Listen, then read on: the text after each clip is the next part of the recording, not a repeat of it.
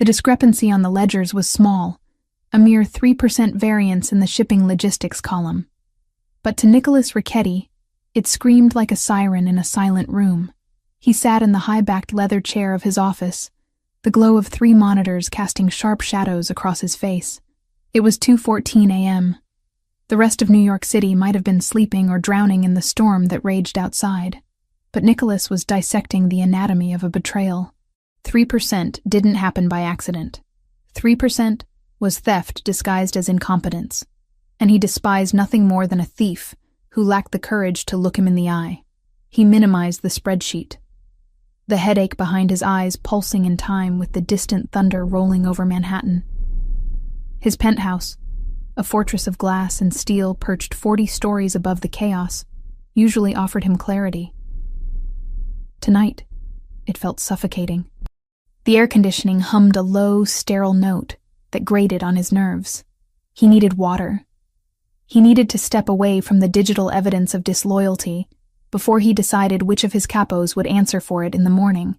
Pushing away from the obsidian desk, Nicholas stood and stretched, the expensive fabric of his dress shirt straining across his shoulders. He walked out of the office and into the hallway. The residence was dark, illuminated only by the faint, ambient city light filtering through the floor-to-ceiling windows. It was a space designed for intimidation, not comfort, minimalist, cold, and echoing with the kind of silence that money bought. The staff had been dismissed hours ago. The chef, the housekeepers, the assistants, they operated on a strict schedule that ensured Nicholas never had to interact with the domestic machinery of his own life. He preferred it that way. Invisibility was the highest standard of service. He reached the top of the floating staircase that spiraled down to the main living area. He took the first step, his bare feet silent on the polished stone, intending to head straight for the wet bar. But he stopped. A sound drifted up from the open-concept kitchen below. It was a soft, rhythmic scraping. Not the mechanical hum of an appliance, but the deliberate human noise of plastic against metal. Nicholas froze. His hand didn't go for a weapon. He was in his own home, behind 3 layers of biometric security. But his body shifted instantly into a state of predatory alertness. He hadn't authorized any overtime. The night cleaning crew wasn't due until tomorrow. He moved to the railing, looking down into the cavernous kitchen. A single light was on, the under-cabinet LED strip above the main island, casting a warm, focused pool of gold amidst the shadows. There was a woman standing there. Nicholas narrowed his eyes, adjusting to the gloom. He recognized the uniform immediately. The slate-gray dress with the modest white collar, the standard attire for the day staff. It was Chloe Evans. He knew her name because he made it his business to know the identity of every single person who breathed the same air as him. He knew she was 26, that she had been hired 3 months ago to replace his retiring housekeeper, and that her background check had flagged significant, though non-criminal debt. He had approved her clearance because debt made people desperate for work, and desperate people worked hard. But she wasn't working. Nicholas descended the stairs, hugging the wall where the shadows were deepest. He stopped at the bottom, hidden by the partition of the living room, giving him a direct line of sight to the island. Chloe was hunched over the counter. She looked smaller than he remembered from the brief glimpses he'd caught of her in the hallways. Her blonde hair, usually pinned back in a severe professional bun, was fraying at the edges, loose strands falling across her forehead. She looked exhausted, her shoulders slumped with a weight that seemed to press her down toward the marble. On the counter in front of her sat the heavy copper roasting pan from his dinner. The chef had prepared a prime rib roast, enough to feed 6 men. Nicholas had eaten 2 thin slices before losing his appetite to the ledger sheets. The rest, pounds of high-quality, perfectly cooked beef, surrounded by roasted root vegetables and herbs, was destined for the trash. His instructions were strict. No leftovers, fresh start every day. Chloe held a plastic container in one hand, a cheap, clouded thing that looked like it had been washed 1,000 times. In her other hand was a plastic spatula. She wasn't stealing the silverware. She wasn't raiding the liquor cabinet for vintage scotch. She was stealing his garbage. Nicholas watched, fascinated and disturbed, as she worked with surgical precision. She scooped up the slices of cold beef, arranging them in the container to maximize space. She scraped the congealed dew from the bottom of the pan, drizzling it over the meat as if it were liquid gold. She added the carrots and potatoes, packing them into the corners. Her movements were not greedy. They were reverent. She treated the discarded food with more respect than his wealthy associates treated their million-dollar investments. She paused for a second, her hand shaking as she reached for a piece of fat that had fallen onto the counter. She hesitated, looking at it, then quickly popped it into her mouth. She closed her eyes as she chewed, a look of pure, unadulterated relief washing over her face.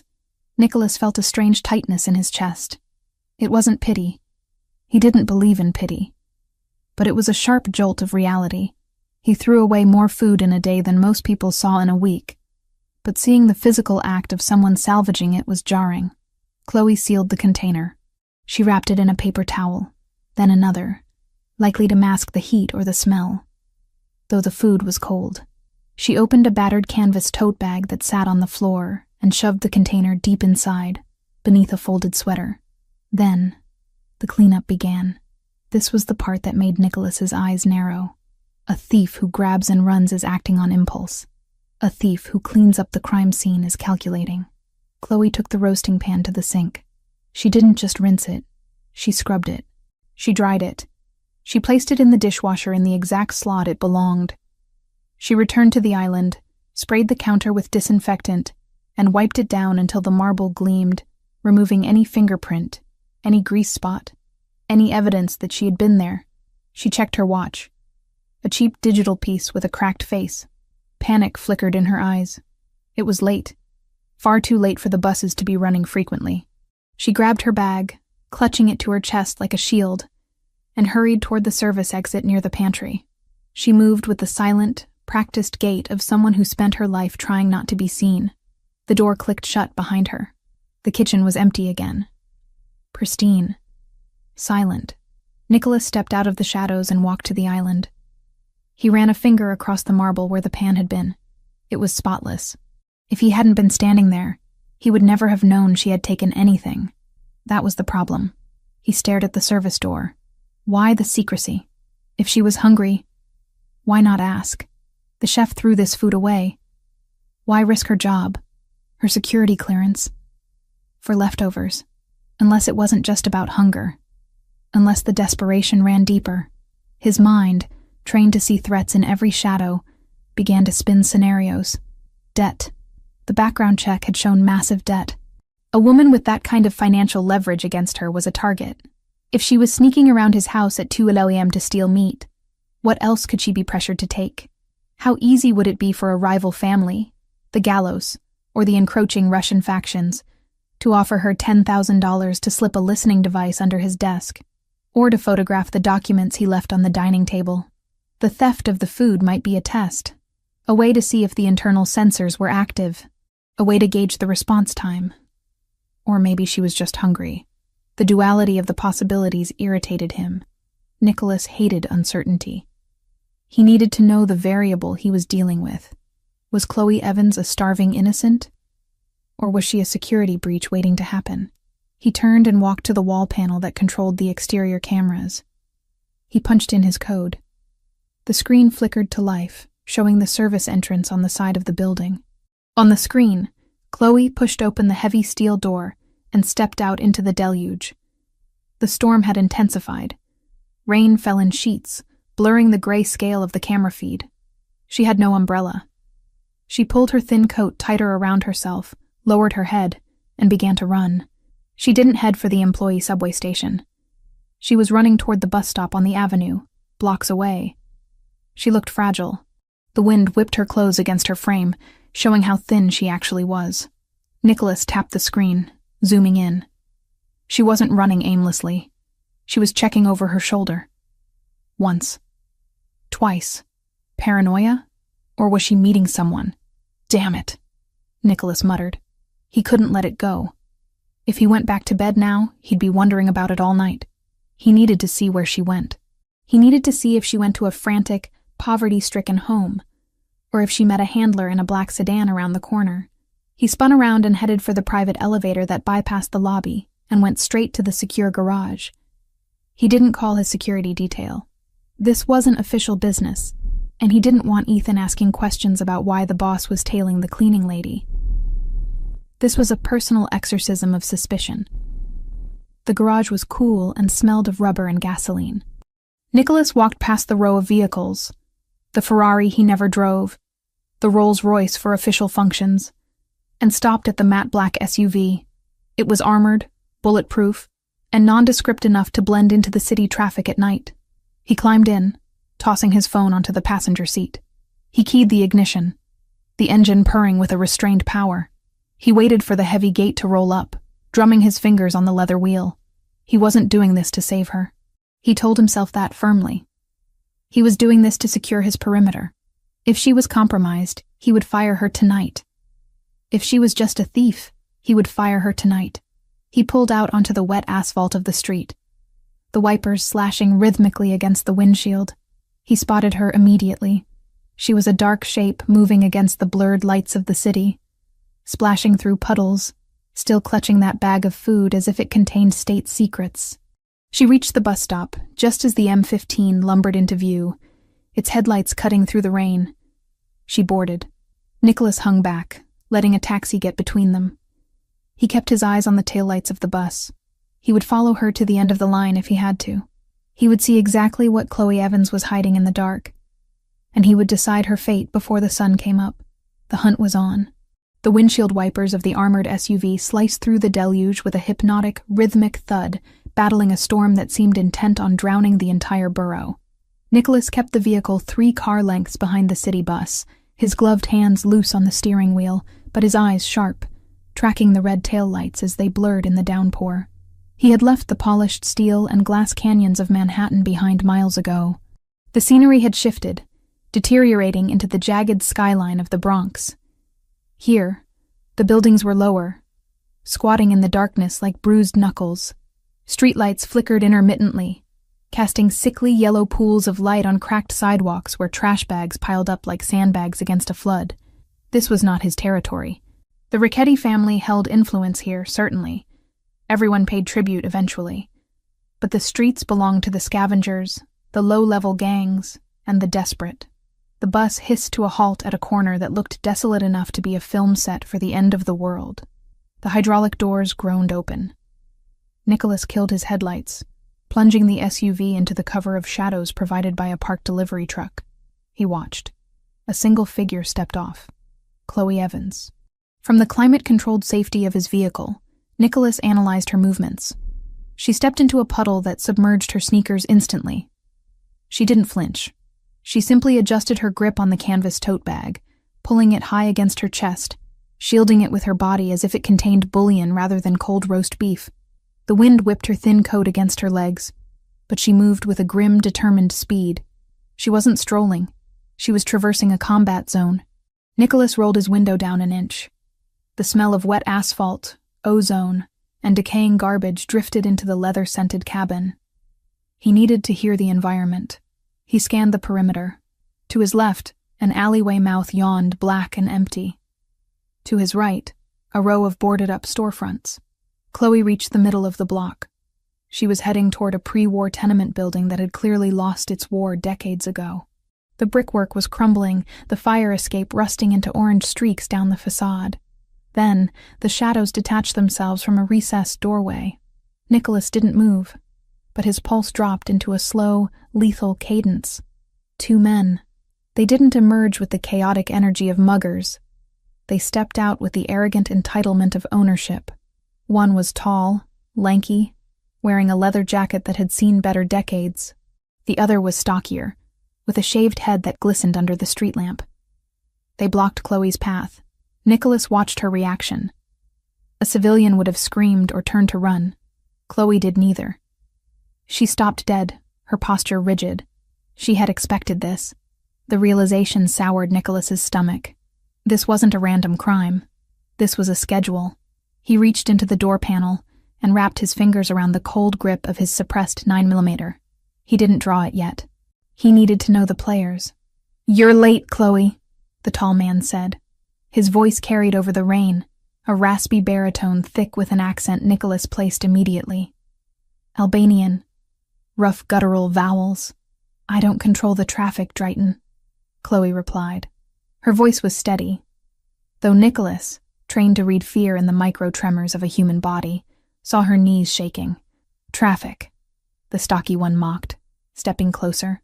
He invaded her personal space, forcing her back toward the graffiti-covered wall of a bodega. Traffic doesn't pay the interest. The clock ticks whether the bus moves or not. I have the payment, Chloe said quickly. She shifted the tote bag to one hand, balancing it precariously against her hip, and reached into her coat pocket with the other. It's all here. Just let me get inside. Not yet, Drayton said. He reached out, not for the money, but for her arm. He gripped her bicep, hard. Nicholas saw Chloe wince, but she didn't pull away. She knew that pulling away would only invite violence. We aren't just here for the cash tonight. The boss is losing patience. He wants the drive. Nicholas's eyes narrowed. The drive. I told you, Chloe said, her voice rising in pitch, desperate. I don't have it. My father didn't leave me anything but debts. I don't know what drive you're talking about. I've turned the apartment upside down. There's nothing. Your father was a thief, just like you. The stocky man spat. He stole the keys to the kingdom before he died. We know he gave it to you. He gave me nothing, Chloe cried out. He died broke. Look at me. Do I look like someone sitting on a fortune? Drayton sneered, his eyes raking over her soaked uniform, her muddy shoes. You look like a liar. Maybe you need a reminder of what happens to liars. He shoved her. It wasn't a lethal push, but against the slick pavement, it was enough. Chloe slipped. She went down hard on her knees, the canvas bag flying from her hand. It landed in a slurry of oil and rainwater in the gutter. No. The scream that tore from her throat wasn't for her own safety. It was for the bag. She scrambled on hands and knees, ignoring the men, reaching for the tote. The stocky man laughed and kicked the bag. It skidded across the sidewalk, stopping against the tire of a parked car. Leave it, Drayton commanded. Give me the cash. Chloe froze.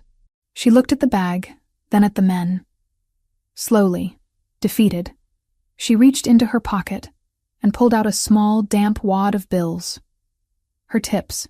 The $40 or $50 she had earned clearing tables for men who spent that much on a single cigar. Drayton snatched the money. He counted it in seconds. $42, he said, his voice dripping with disgust. This doesn't even cover the gas we use to drive here. It's all I have, Chloe whispered, still on the ground, the rain plastering her hair to her skull. Please, I get paid on Friday. I'll have the rest then. The stocky man spit on the ground next to her hand. Friday. If you don't have the full installment plus the penalty by Friday, we stop asking for the drive and start taking pieces of you until you remember where it is. Drayton looked at the canvas bag in the gutter. And stop bringing garbage home. It stinks up the neighborhood. He turned and walked away. The stocky man lingered for a second, glaring at Chloe before following his partner. They disappeared around the corner, fading into the dark veins of the Bronx as quickly as they had appeared. Nicholas sat in the SUV, his finger resting on the trigger guard of his weapon. Every instinct in his body screamed at him to get out, to hunt them down, to put 2 bullets in the base of their skulls for the disrespect alone. But he held back. Emotional kills were messy. If he acted now, he exposed himself. He exposed her. He needed to understand the full scope of the board before he moved his pieces. Chloe didn't move until the men were gone. Then she scrambled toward the gutter. She grabbed the canvas bag, pulling it into her lap. She ripped it open, frantically checking the contents. She pulled out the plastic container. It was battered, scratched, and covered in street slime. But the lid had held. The seal hadn't broken. She let out a sound that Nicholas could hear even through the rain, a sob of pure, ragged relief. She wiped the mud off the plastic with her sleeve, cradling the container against her chest. She stood up, her legs trembling, and limped toward the entrance of her building. She didn't care about the $42. She didn't care about the threat to her life. She cared about the leftovers. Nicholas waited until the front door of the tenement closed behind her. He unbuckled his seatbelt. The silence in the car was suddenly unbearable. He needed to see. He needed to verify the reality of what he was witnessing because it defied every logic he operated under. He opened the door and stepped out. The rain hit him like a physical blow, cold and sharp. He engaged the central lock of the SUV and crossed the street, his Italian leather boots splashing through the same puddles Chloe had traversed. He approached the building, bypassing the front door. He moved to the side, to the ground floor windows. The building was a rotting husk. The smell of mildew and stagnant water radiated from the brickwork. Nicholas found the window that corresponded to the unit Chloe had entered. The light had just flickered on inside. The blinds were cheap, plastic slats, bent and broken in places, offering a fractured view of the interior. Nicholas stood in the alley, water dripping from his hair, and peered through the gaps. The room was a testament to absolute destitution. The walls were painted a color that might have been cream once, but was now a stained, peeling yellow. There was no furniture, no table, no chairs, no television. In the corner sat a single twin mattress directly on the scratched floorboards. A cardboard box served as a nightstand. It wasn't minimalism. It was survivalism. Chloe was standing in the center of the room. She had shed her soaked coat and was using a towel to dry the plastic container she had rescued. She set it down on the cardboard box with extreme care. Nicholas watched as she peeled back the lid. The smell of the roast beef must have hit her then, because she closed her eyes and swayed slightly. She looked starving. The hollows of her cheeks seemed deeper in the harsh overhead light. She reached for a plastic fork sitting on the box. Nicholas felt a strange sense of anticipation. "Eat," he commanded silently. "Take what you stole. You earned it." But she didn't eat. A knock sounded, not at the main door, but at the wall shared with the neighboring apartment. It was a rhythmic, weak tapping. Chloe's head snapped up. She didn't look annoyed. She looked resigned. She put the fork down. She took a deep breath, slapped her cheeks lightly to bring color into them, and forced a smile onto her face. It was the most convincing fake smile Nicholas had ever seen. Bright, warm, and entirely hollow. She walked to the door and opened it. An elderly woman stood there, leaning heavily on a walker. She was skeletal, her skin like parchment paper stretched over brittle bones. She wore a faded nightgown and a shawl that looked moth-eaten. "Mrs. Moretti," Chloe said, her voice audible through the thin glass. It was soft, affectionate. "You're awake late." "The hunger wakes me, Kara," the old woman rasped. Her eyes, clouded with cataracts, drifted past Chloe to the cardboard box. Did you bring anything? The soup kitchen was closed today." "My legs. I couldn't make it to the church." Nicholas felt the chill of the rain seep into his bones, but it had nothing to do with the weather. Chloe looked at the container of food. It was a substantial amount, enough for 2 meals for her, enough to stop the shaking in her hands. She looked back at the old woman. "I did," Chloe said. There was no hesitation, no pause to calculate portions. "The chef, Mr. Ricchetti's chef made too much again. Can you believe it? He was going to throw it all out." "Oh, thank God," Mrs. Moretti whispered. Chloe picked up the container. She walked over to the old woman. Nicholas watched, waiting for her to divide it. To keep half. To keep a few slices of beef for herself. She didn't. She pressed the entire container into the old woman's trembling hands. "Here. It's prime rib. Soft vegetables. You have to eat it all, okay? It won't keep till tomorrow without a fridge." The old woman clutched the warm plastic. "But you, Chloe, what about you? You work so hard. You're so thin." Chloe laughed. It was a light, airy sound that masked a desperate lie. "Me? Are you kidding? I ate at the mansion. We had lobster and risotto. I'm so full I could burst. I couldn't eat another bite if I tried." As she said it, Nicholas saw her hand subconsciously move to her stomach, pressing against it as if to silence a cramp. "Lobster," Mrs. Moretti echoed, her eyes wide. "Imagine that. You live like a princess there." "I do," Chloe lied. "Now go. Eat while it's warm." She gently guided the old woman back into the hallway and closed the door. The moment the latch clicked, the performance died. Chloe slumped against the door. The bright smile vanished, replaced by a mask of sheer agony. She slid down to the floor, pulling her knees to her chest. She buried her face in her arms. She didn't cry. She was past crying. She just sat there, rocking slightly, in a room that contained absolutely nothing, having given away the only thing she possessed. Nicholas stood in the alley, paralyzed. He had spent his life dealing with transactionality. You give, you get. You take, you keep. Loyalty was bought with fear or money. Altruism was a myth, a mask people wore to hide an agenda. But this was a glitch in his worldview. She was being hunted by Albanians for a fortune she didn't have. She was working herself to the bone in his house. She was starving, and she had just given away her survival to a woman who could offer her absolutely nothing in return. She wasn't a thief. She was a martyr, and she was his. The thought slammed into his mind with the force of a physical blow. It wasn't a question anymore. It wasn't a debate about security clearance. The concept of her being a liability evaporated, replaced by a possessive, volcanic rage.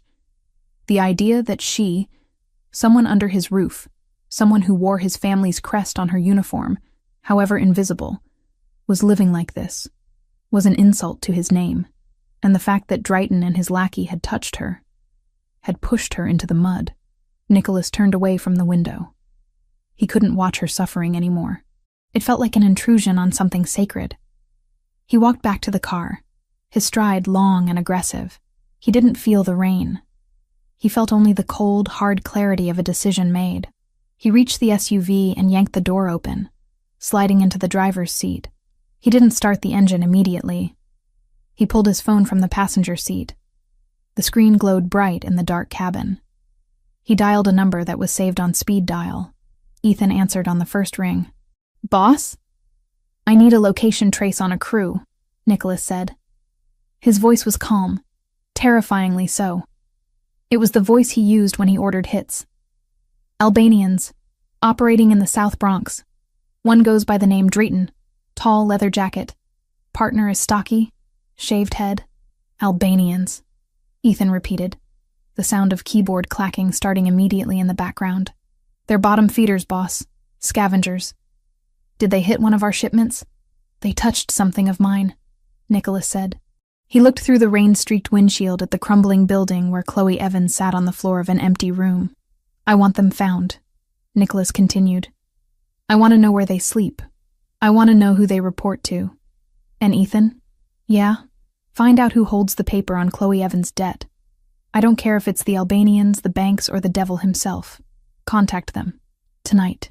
"The cleaning girl?" Ethan paused, confused. "Boss, it's 3:30 in the morning. You want me to buy a maid's debt?" "I want you to buy it all," Nicholas said, his eyes hard as flint. "Every cent. Principal, interest, penalties. Wire the funds. As of sunrise, she doesn't owe them a dime. She owes me." "Understood," Ethan said, the confusion replaced by professional obedience. "Consider it done." Nicholas hung up. He tossed the phone back onto the seat. He started the engine. The headlights cut through the darkness, illuminating the spot on the sidewalk where Chloe had fallen. He would not intervene tonight. He couldn't just walk in there and drag her out without terrifying her, or revealing that he had been stalking her. He needed to do this the right way. The Ricchetti way. Absolute control. Absolute leverage.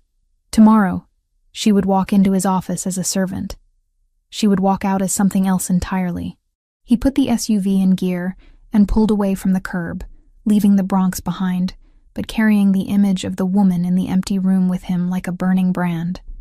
The morning sun that filtered through the floor-to-ceiling windows of the penthouse was deceptive. It was bright, crisp, and bathed the sprawling living space in a light that suggested a fresh start, hiding the fact that the city below was still drying out from a storm that had nearly drowned it hours before.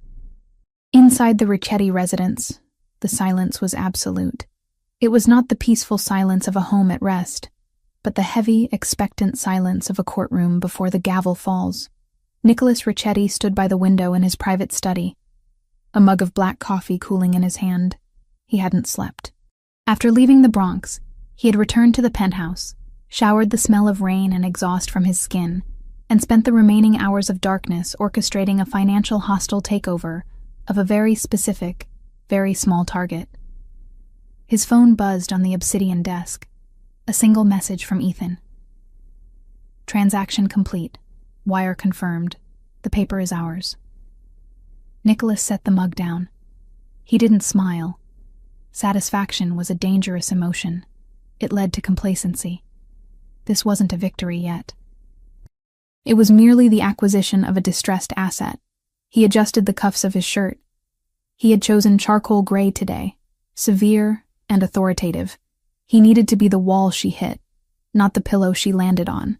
He pressed the intercom button on his desk. Send her in. He didn't need to specify who. Ethan, who was waiting in the hallway, knew exactly who the meeting was with. A moment later, the heavy mahogany doors opened. Chloe Evans stepped inside.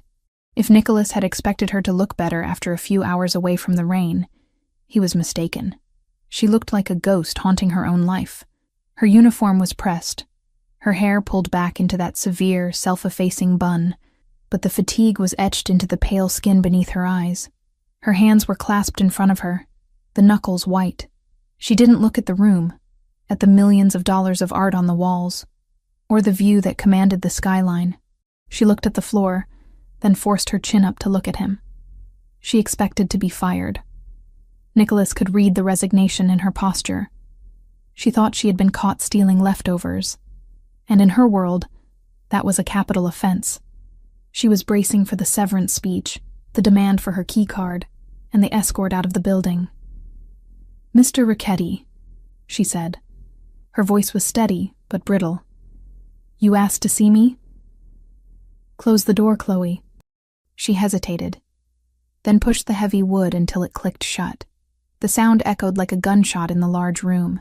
She walked forward, stopping a respectful distance from the desk, maintaining the invisible barrier that separated the staff from the employer. Nicholas didn't sit. He walked around the desk, leaning against the edge of it, crossing his arms. He wanted to remove the physical barrier of the furniture, not to make her comfortable, but to make her feel exposed. "Do you know why you're here?" he asked. I assume it's about last night," she said, her gaze flickering to his for a second before dropping again. "The food. I know it's against policy to take anything from the premises. I deeply apologize. It won't happen again. I can pay for the ingredients out of my next paycheck if you... I don't care about the beef, Chloe." The interruption stopped her mid-apology. She blinked, confused. "Sir? I don't care about the carrots. I don't care about the plastic container you fished out of the recycling bin," Nicholas said, his voice low and devoid of inflection. "I care about the fact that my employee, who has passed a highest-level security clearance, was cornered by 2 Albanian enforcers on a street corner in the Bronx at 3:00 a.m. The color drained from Chloe's face so fast Nicholas thought she might faint. Her lips parted, but no sound came out. The professional mask shattered, revealing the terrified woman beneath. "How?" she whispered. "How do you know that? I make it my business to know where my liabilities lie." Nicholas lied smoothly. He wasn't going to tell her he had stalked her bus like a jealous ex-lover. He needed to be omniscient. "And you, Chloe, are a massive liability." He picked up a file folder from the desk and tossed it toward her. It slid across the polished black stone, stopping inches from her hand. "Open it." Chloe reached out, her fingers trembling. She opened the folder. Inside was a single sheet of paper. It was a transfer deed, a complex financial document that detailed the purchase of a debt obligation. $150,000. Nicholas recited the number as she read it. "Inherited from your father, Peter Evans. A gambling debt initially held by a bookie in Queens, then sold to the Dritten crew when the interest compounded beyond your ability to pay. You've been paying them 80% of your take-home pay for 2 years. At the current interest rate, you would have been paying them until you were 60, assuming they didn't kill you first." Chloe stared at the paper. The numbers were familiar nightmares to her, but the name at the bottom, the holder of the note, had changed. It no longer said Tirana Holdings LLC, the shell company the Albanians used. It said Richetti Global Ventures. She looked up, her green eyes wide with a panic that was bordering on hysteria. You bought it? I did. Why? The word tore out of her throat. Why would you do that? Because the Drayton crew is sloppy, Nicholas said, pushing off the desk and taking a step toward her. They are loud. They are violent. And last night they put their hands on you. You work for me, Chloe. Nobody touches what belongs to me. He saw the flinch when he said, belongs to me. He ignored it. He needed her to understand the new reality. I contacted their leadership this morning, Nicholas continued. The debt has been settled in full. You no longer owe the Albanians a single cent. Drayton has been informed that if he or any of his associates come within 500 yards of you, it will be considered an act of war against the Richetti family. For a second, the relief on her face was palpable. The crushing weight of the thugs, the fear of the late-night knock on the door, the physical threat. It was gone. But then the second realization hit her. The debt wasn't gone. It had just moved. She looked at him, and the fear returned. Different this time. Sharper. So I owe you, she said quietly. I owe you $150,000, plus the administrative fees for the transfer, Nicholas added coldly. Yes. Chloe swallowed hard. She straightened her spine. It was a reflexive movement, a gathering of dignity in the face of disaster. I can't pay you the lump sum, obviously, but I can continue the payment plan I had with them. I can give you the cash every Friday. No, sir, I promise I'm good for it. I've never missed a week. I don't want your cash, Chloe, Nicholas said. I don't need your $40 in tips. It's insulting to both of us. Then what do you want? Nicholas walked around her, circling her like a shark. I want security. A compromised employee is a danger to my operation. Living in a tenement in the Bronx, vulnerable to extortion, starving yourself, that makes you weak. I don't employ weak people. He stopped in front of her. Here are the new terms of your employment. Effective immediately, your salary is tripled. Chloe's head snapped up. Tripled. It will be deducted directly from your debt, Nicholas clarified. You will not handle the money. It goes from payroll to the ledger. This will pay off the principal in 3 years, not 30. Furthermore, you are evicted from your current apartment. What? You will live here, Nicholas said, gesturing to the ceiling. The staff quarters in the East Wing are empty. You will move in today. You will be provided with 3 meals a day by the kitchen staff. Fresh meals, Chloe, not garbage from the bin. You will have security. You will have a safe place to sleep. In exchange, you are available to me 24/7. If I need the library cleaned at midnight, you clean it. If I need coffee at 4 a.m., you brew it. You belong to the house until the debt is cleared. He waited for the gratitude. It was a golden cage, yes, but it was a palace compared to the hell she was living in. He was offering her safety, food, and a way out of the hole her father had dug. But Chloe didn't say thank you.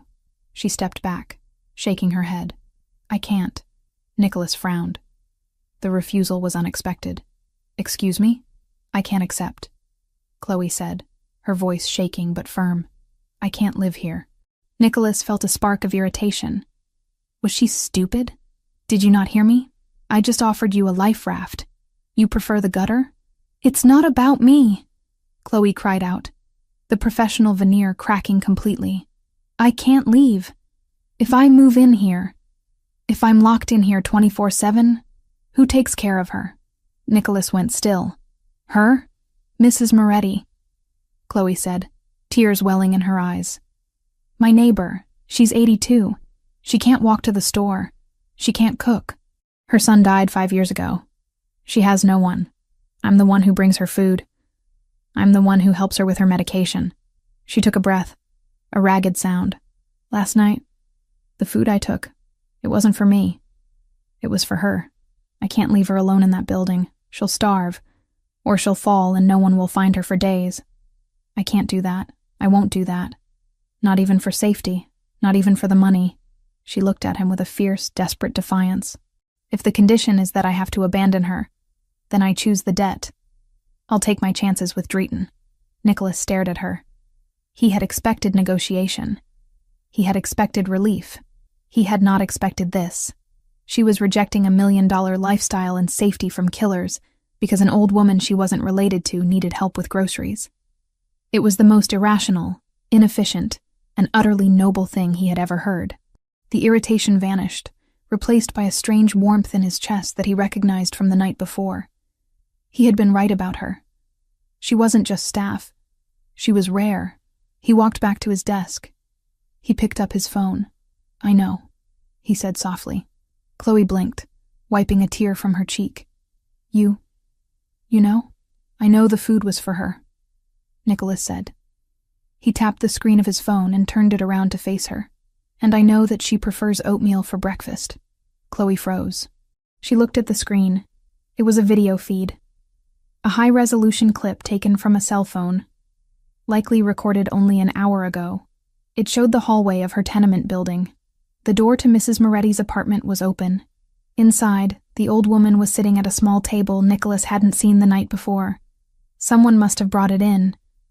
There were bags of groceries on the floor. A man in scrubs, a nurse, was checking her blood pressure. "Mrs. Moretti," the nurse was saying in the video, his voice clear. "Mr. Ricchetti has arranged for a delivery service to bring your meals twice a day, and I'll be stopping by every morning to check your vitals and manage your prescriptions. Everything is paid for." The old woman in the video looked confused but beamed. "Chloe sent you? She's such a good girl." "Yes," the nurse said. "Chloe arranged everything." Nicholas tapped the screen, pausing the video. He looked at Chloe. She was staring at the frozen image of her neighbor, safe, fed, and attended to. Her mouth opened, but no words came out. She looked from the phone to Nicholas, her expression cycling through shock, disbelief, and finally, a profound, shattering realization. "You," she stammered. "You sent people there?" "This morning, I solve problems, Chloe," Nicholas said, his voice dropping an octave, becoming intimate in the vast room. "You were worried about the neighbor. That was the obstacle preventing you from being effective for me. So I removed the obstacle. Mrs. Moretti has a full-time care plan, paid for 6 months in advance. She is safer now than she ever was with you bringing her scraps." He set the phone down. "Now," he said, "are there any other reasons why you cannot accept my terms?" Chloe stood there for a long moment. The fight went out of her. The tension that had been holding her upright seemed to dissolve, leaving her looking smaller, but lighter. She looked at Nicholas, really looked at him, not as the terrifying boss, but as the man who had seen the one thing she cared about more than herself and protected it. She took a step forward. She didn't bow.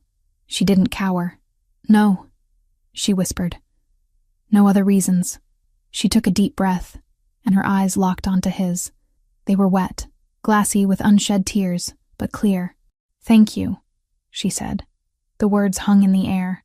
It wasn't the polite "thank you" of a servant accepting an order. It was raw. It was the sound of a person who had been drowning for years, finally feeling the ground beneath their feet. "Thank you for saving me," she added, her voice cracking slightly. "And thank you for saving her. Nobody has ever done anything like that for me." Nicholas felt a muscle in his jaw twitch. He wasn't used to gratitude. He was used to fear, respect, and transaction. This felt different. It felt heavy. "It's an investment," he said roughly, looking away, breaking the intensity of her gaze. He needed to reassert the boundaries. "I protect my assets. Don't read into it." "I will work," Chloe said, ignoring his deflection. "I will work until every cent is paid. I promise you. You won't regret this." "I better not," Nicholas said. He pressed a button on his desk phone. "Ethan will show you to your quarters. You start immediately. Go pack your things from the apartment. Take a security team with you. Do not go alone." "Yes, sir." Chloe turned to leave. At the door, she paused. She looked back at him, her hand on the brass handle.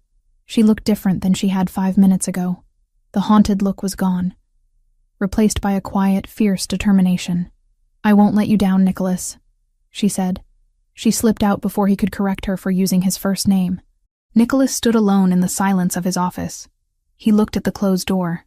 He picked up his coffee, which was now cold. He drank it anyway. He had bought her debt to own her, to control the variable. That was the logic. That was the strategy.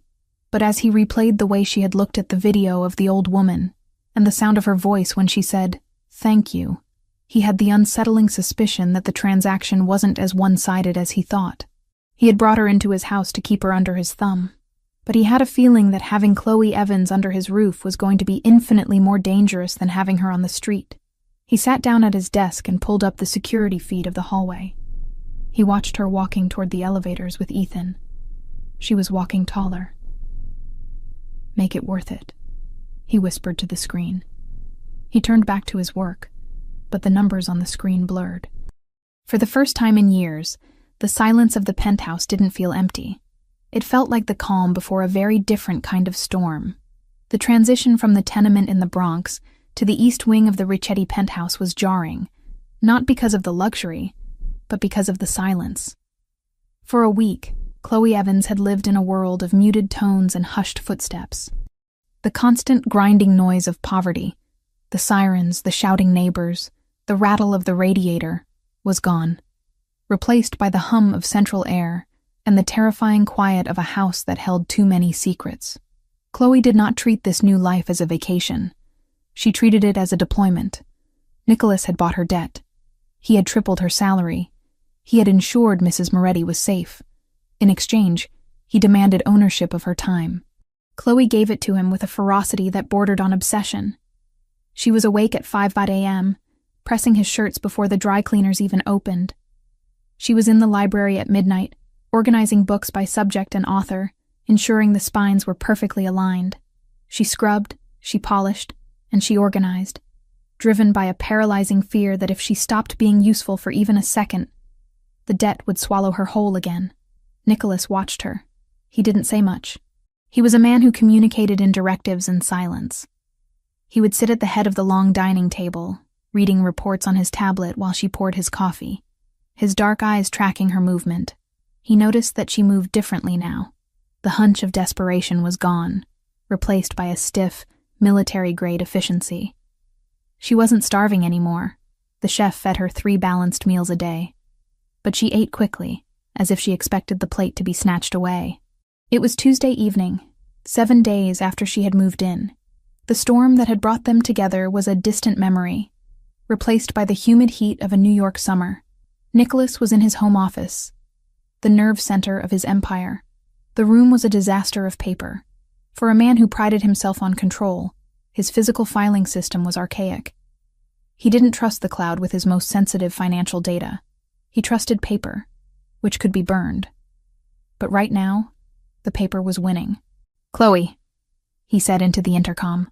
She appeared in the doorway less than 30 seconds later. She was wearing the uniform, a crisp black dress today, not the gray one, and her hands were clasped behind her back. "Yes, Mr. Ricchetti?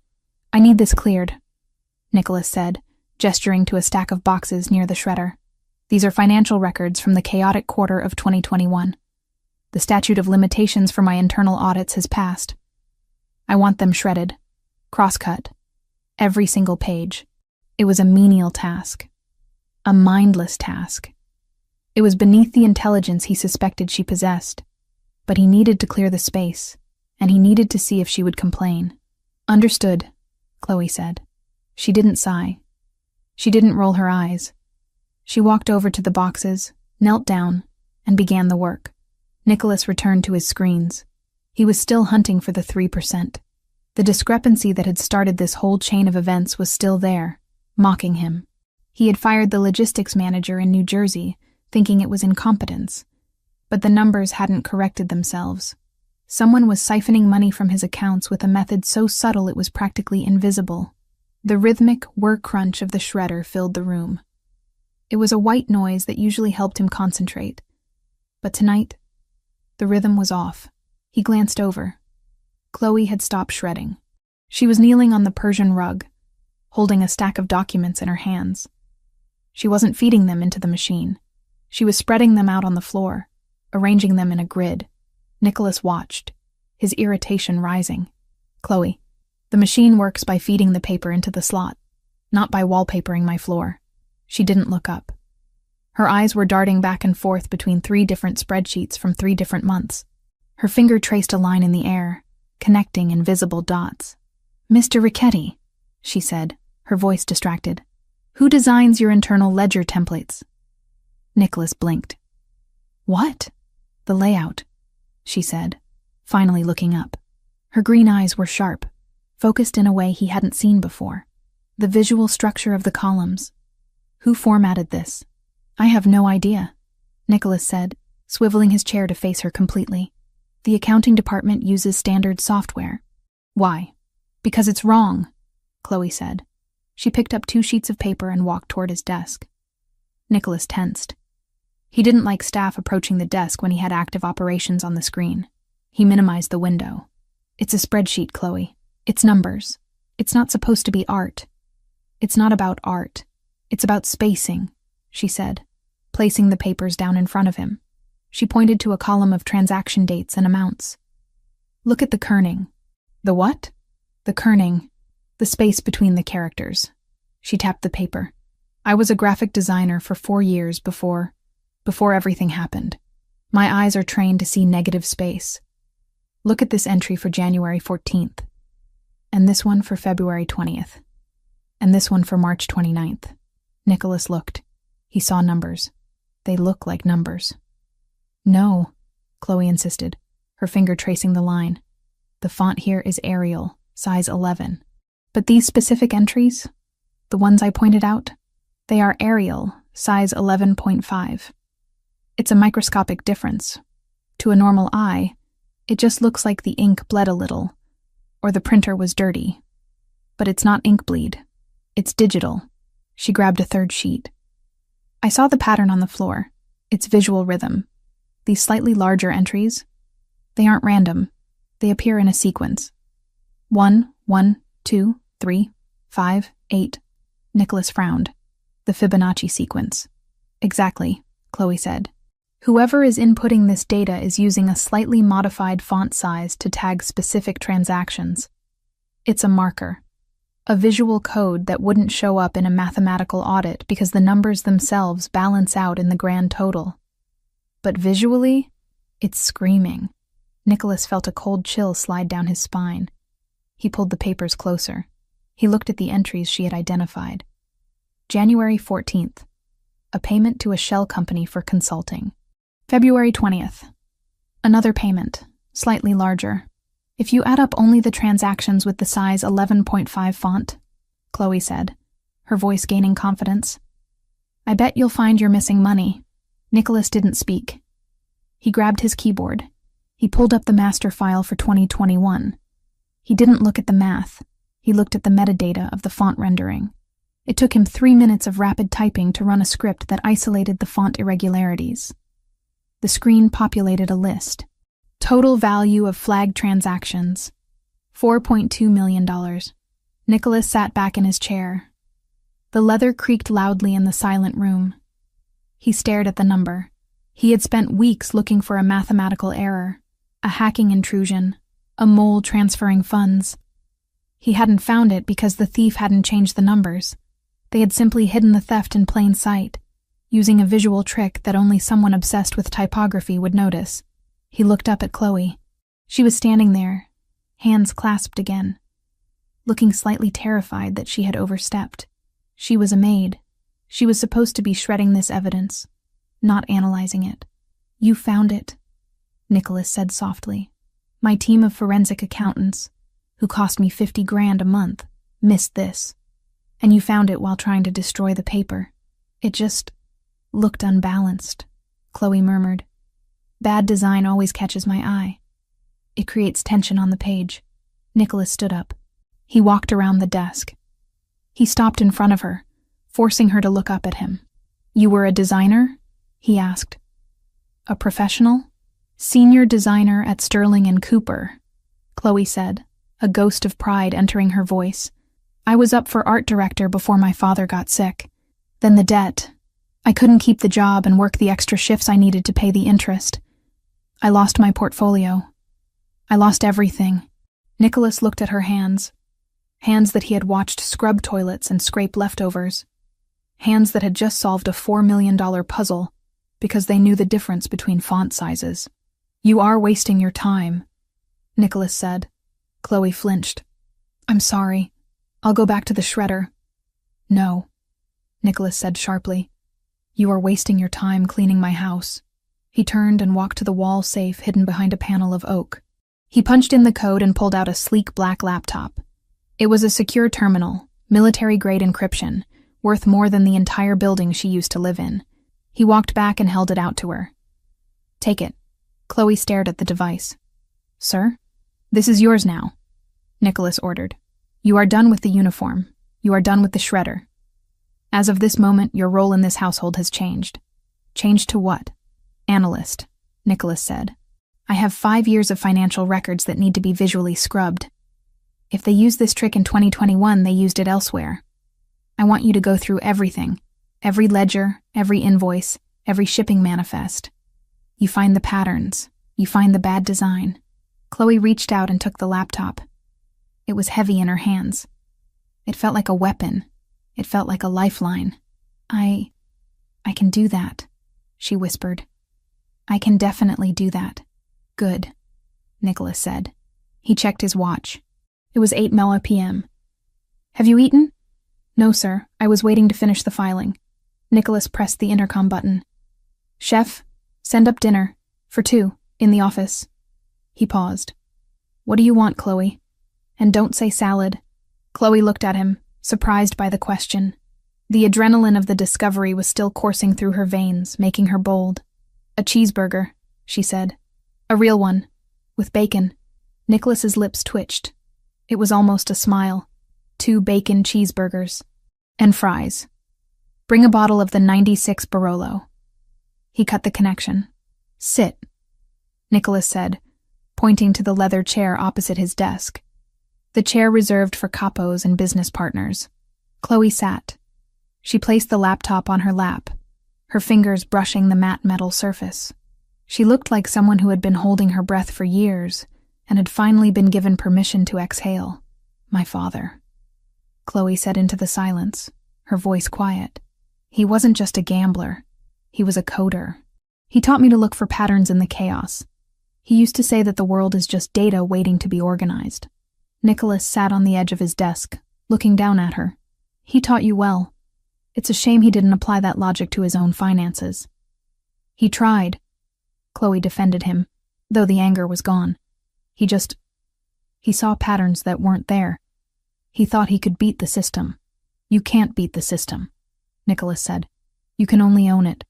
The food arrived 20 minutes later, carried by a confused-looking server who wasn't used to seeing the maid sitting in the client chair. Nicholas dismissed him with a wave. They ate in the office, surrounded by the smell of old paper and expensive wine. It was a surreal tableau. The Mafia Don and the cleaning lady, eating burgers with their hands while a $4 million theft lay exposed on the desk between them. "This Fibonacci trick," Nicholas said, dipping a fry into ketchup. "It suggests the thief is educated. This isn't a thug skimming cash. This is someone who went to art school or engineering school. Or someone who loves puzzles," Chloe said. She took a sip of the wine, her eyes widening at the taste. "The spacing, it's elegant, in a twisted way. It's almost a signature. If I can isolate the specific kerning adjustment, I can build a filter to scan all your future documents automatically. You won't need me to look at every page. I'll decide what I need," Nicholas said. His voice dropped, becoming serious. "You have a talent, Chloe.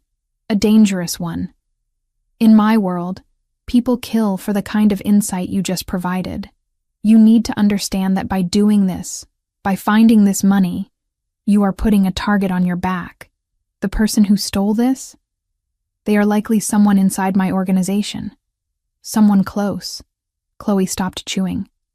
She put the burger down. "I didn't think of that." "You don't have to," Nicholas said. "That's my job. I handle the threats. You handle the data." He looked at her, really looked at her. In the soft light of the office, with a smudge of ketchup on her thumb and her eyes bright with intellectual stimulation, she looked different. The fragile, broken bird he had rescued from the rain was gone. In her place was a woman with a sharp mind and a spine of steel. Why? Chloe asked suddenly. Why what? Why trust me? She asked. I'm nobody. I'm a debtor. I could use this information against you. I could take that $4 million discovery and try to sell it to the thief. Nicholas laughed. It was a dark, dry sound. You could, but you won't. How do you know? Because you starve yourself to feed an old woman, Nicholas said simply. And because when you found the error, your first instinct wasn't to leverage it, but to fix it. You crave order, Chloe. Just like I do. You aren't built for betrayal. He stood up and walked to the window, looking out at the city lights. The person who did this, he said, gesturing to the papers, is going to pay. And when they do, you'll be the one who handed me the gun. Chloe shivered, but it wasn't from fear. It was from a sense of purpose. For 2 years she had been a victim, a pawn in her father's mistakes, a slave to the interest rates of criminals. Tonight, for the first time, she was a player in the game. I'll find them, Chloe said. She opened the laptop, the screen illuminating her face with a blue glow. Give me the passwords. I want to start on 2022. Nicholas turned back to her. The admiration in his eyes was unguarded now. It wasn't sexual, though the undercurrent was there, a hum of tension that filled the room. It was the appreciation of one predator recognizing the sharp teeth of another. The password, Nicholas said, is Omerta. Chloe typed it in. The system unlocked. Welcome to the family business, Chloe, Nicholas said. She didn't look up. She was already scrolling, her eyes scanning the columns of data, hunting for the rhythm, hunting for the bad design, hunting for the enemies of the man who had saved her life. Nicholas went back to his desk, but he didn't work. He watched her. He watched the way she bit her lip when she concentrated. He watched the way her fingers flew across the trackpad. He realized with a start that he wasn't just observing an employee. He was observing a partner. And the realization terrified him more than any assassin ever could. Because partners were weaknesses.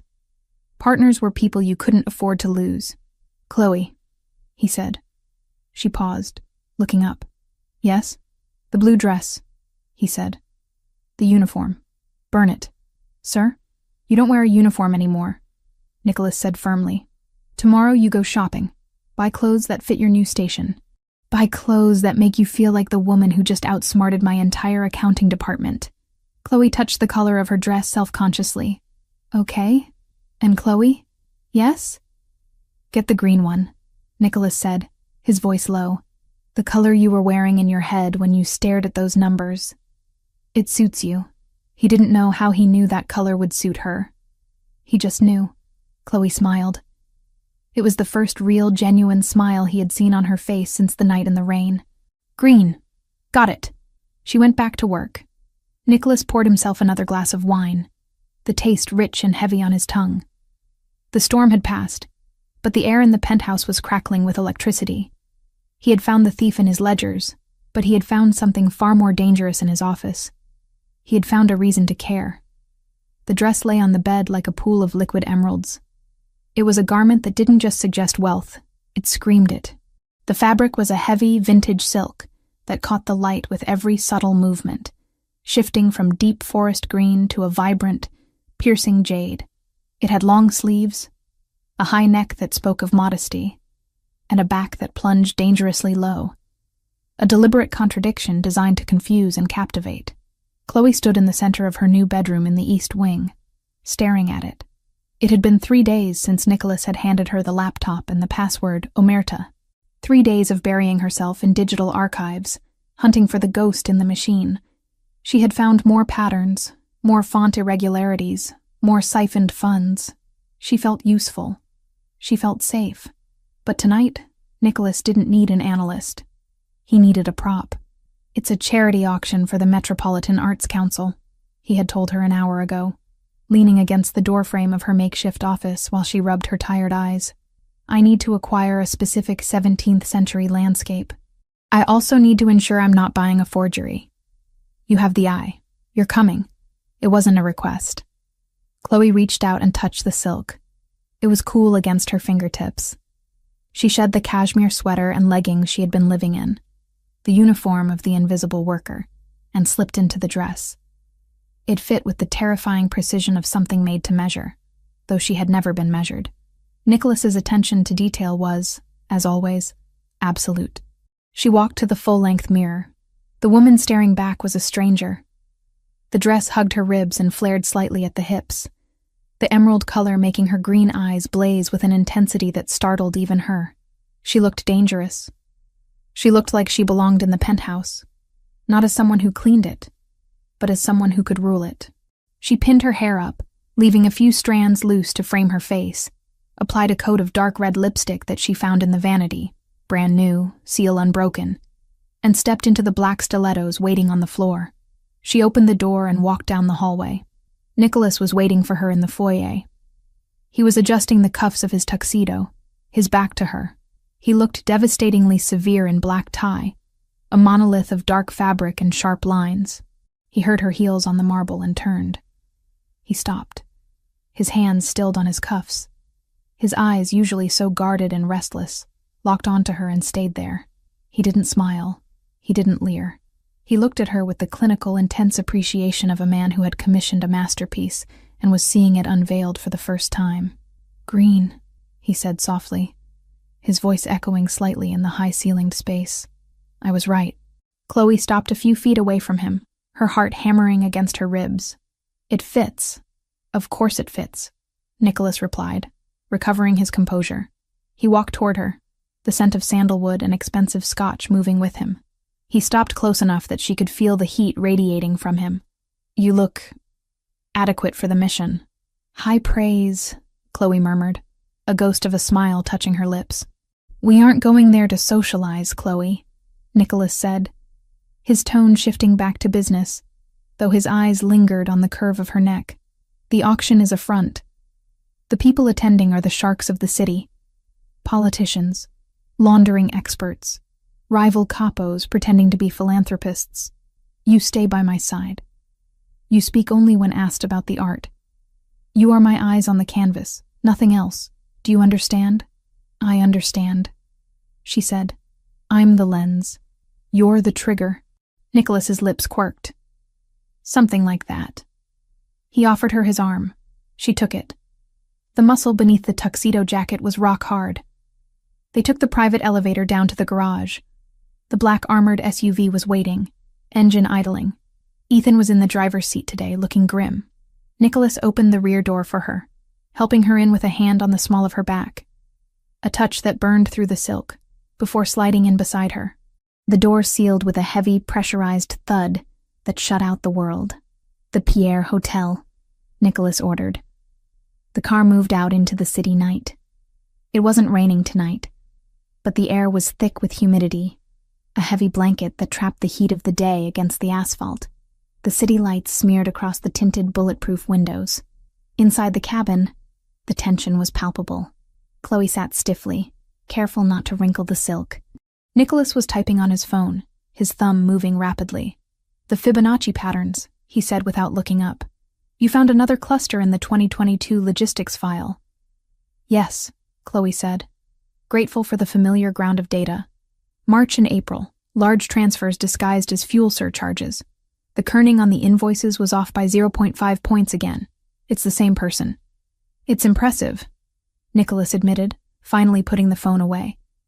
"Most people look at a spreadsheet and see math. You look at it and see architecture. My father used to say that code is just poetry written in logic." Chloe said quietly, "If the rhythm is off, the poem is bad. If the kerning is off, the ledger is a lie." "Your father was a complicated man," Nicholas said. He turned to look at her, his expression unreadable in the shifting shadows of the passing streetlights. "He stole from dangerous people, but he taught you how to catch them. I suppose I should be grateful for his contradictions." "I just want to find who is doing this to you," Chloe said. "I want to finish the job." "You will," Nicholas promised. "And when you do," he was cut off by a violent impact. The world spun.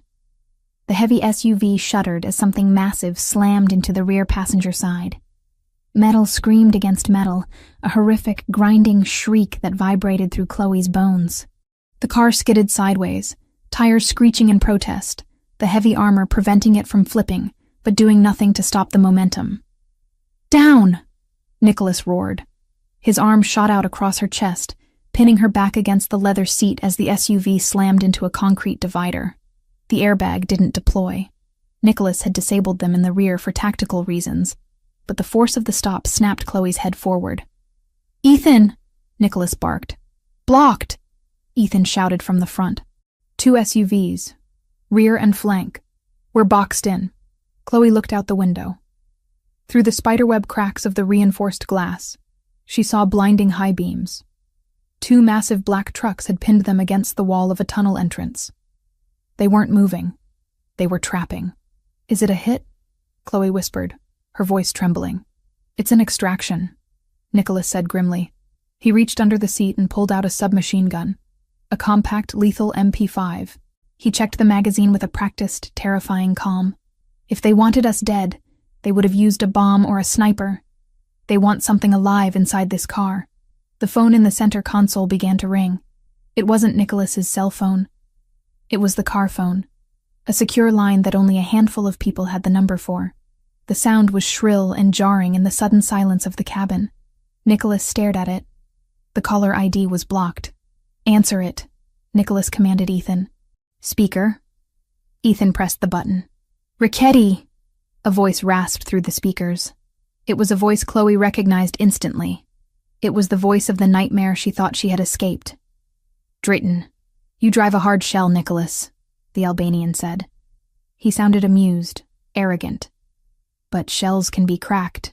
You're making a mistake, Drayton," Nicholas said, his voice level, betraying zero fear. "You are currently holding a made man of the Cosa Nostra in a tunnel. The reprisal will wipe your entire bloodline off the map." "Save the speeches," Drayton spat. "We aren't here for a turf war. We know about the transaction. We know you bought the girl's debt." Chloe stopped breathing. She pressed herself deeper into the leather seat. "I bought the debt," Nicholas said. "Which means she is mine. You have your money. Go home." "We have the money, yes," Drayton laughed darkly, "but we aren't stupid. Why would Nicholas Richetti, the Wolf of Manhattan, pay 150 grand for a cleaning lady? Is she that good in bed? I doubt it. Careful," Nicholas warned, a low growl. "No, you bought her because she gave it to you," Drayton said. "The drive, the master key. Her father stole the encryption keys to our offshore accounts 3 years ago. We couldn't find them. We figured he died with the secret. But then you show up, buy the daughter, and suddenly you're paying off her debts? You have the key, and she knows how to use it." Chloe's eyes widened. "I don't," she whispered to Nicholas. "I don't have it." Nicholas ignored her, keeping his focus on the phone. "You're imagining things, Drayton." "Am I?" Drayton countered. "Give us the girl. Send her out. We take her, we find out where the key is, and you drive away to your party. Refuse, and we burn you inside that can."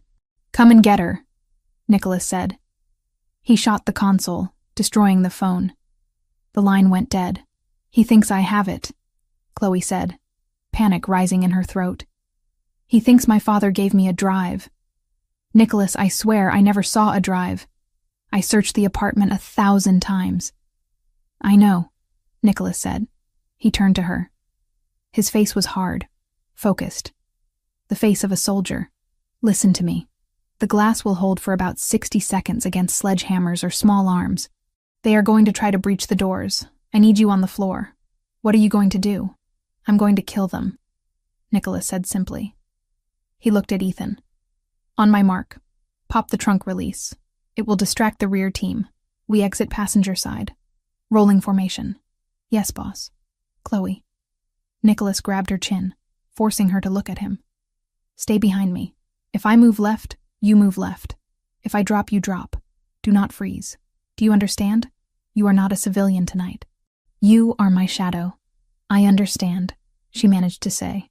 Outside, men were pouring out of the SUVs. They were wearing balaclavas and carrying assault rifles. One of them had a breaching tool, a heavy battering ram. "Now," Nicholas yelled, Ethan hit the trunk release. The rear hatch of the SUV popped open with a hiss. The men behind the car flinched, raising their weapons toward the trunk, expecting a gunman. It was a feint. Nicholas kicked the rear passenger door open. It swung out, heavy as a bank vault door, knocking the closest Albanian backward. Nicholas rolled out onto the asphalt, the MP5 barking a controlled burst of fire. Pop, pop, pop. The man with the battering ram dropped, clutching his leg. Move! Nicholas grabbed Chloe's hand and pulled her out. The humidity of the night hit her, thick with the smell of exhaust and cordite. The noise was deafening. Gunfire erupted from the front SUV, bullets sparking against the armored plating of Nicholas's car. They were crouched behind the engine block of the SUV. Ethan was on the other side, providing suppressing fire with a handgun.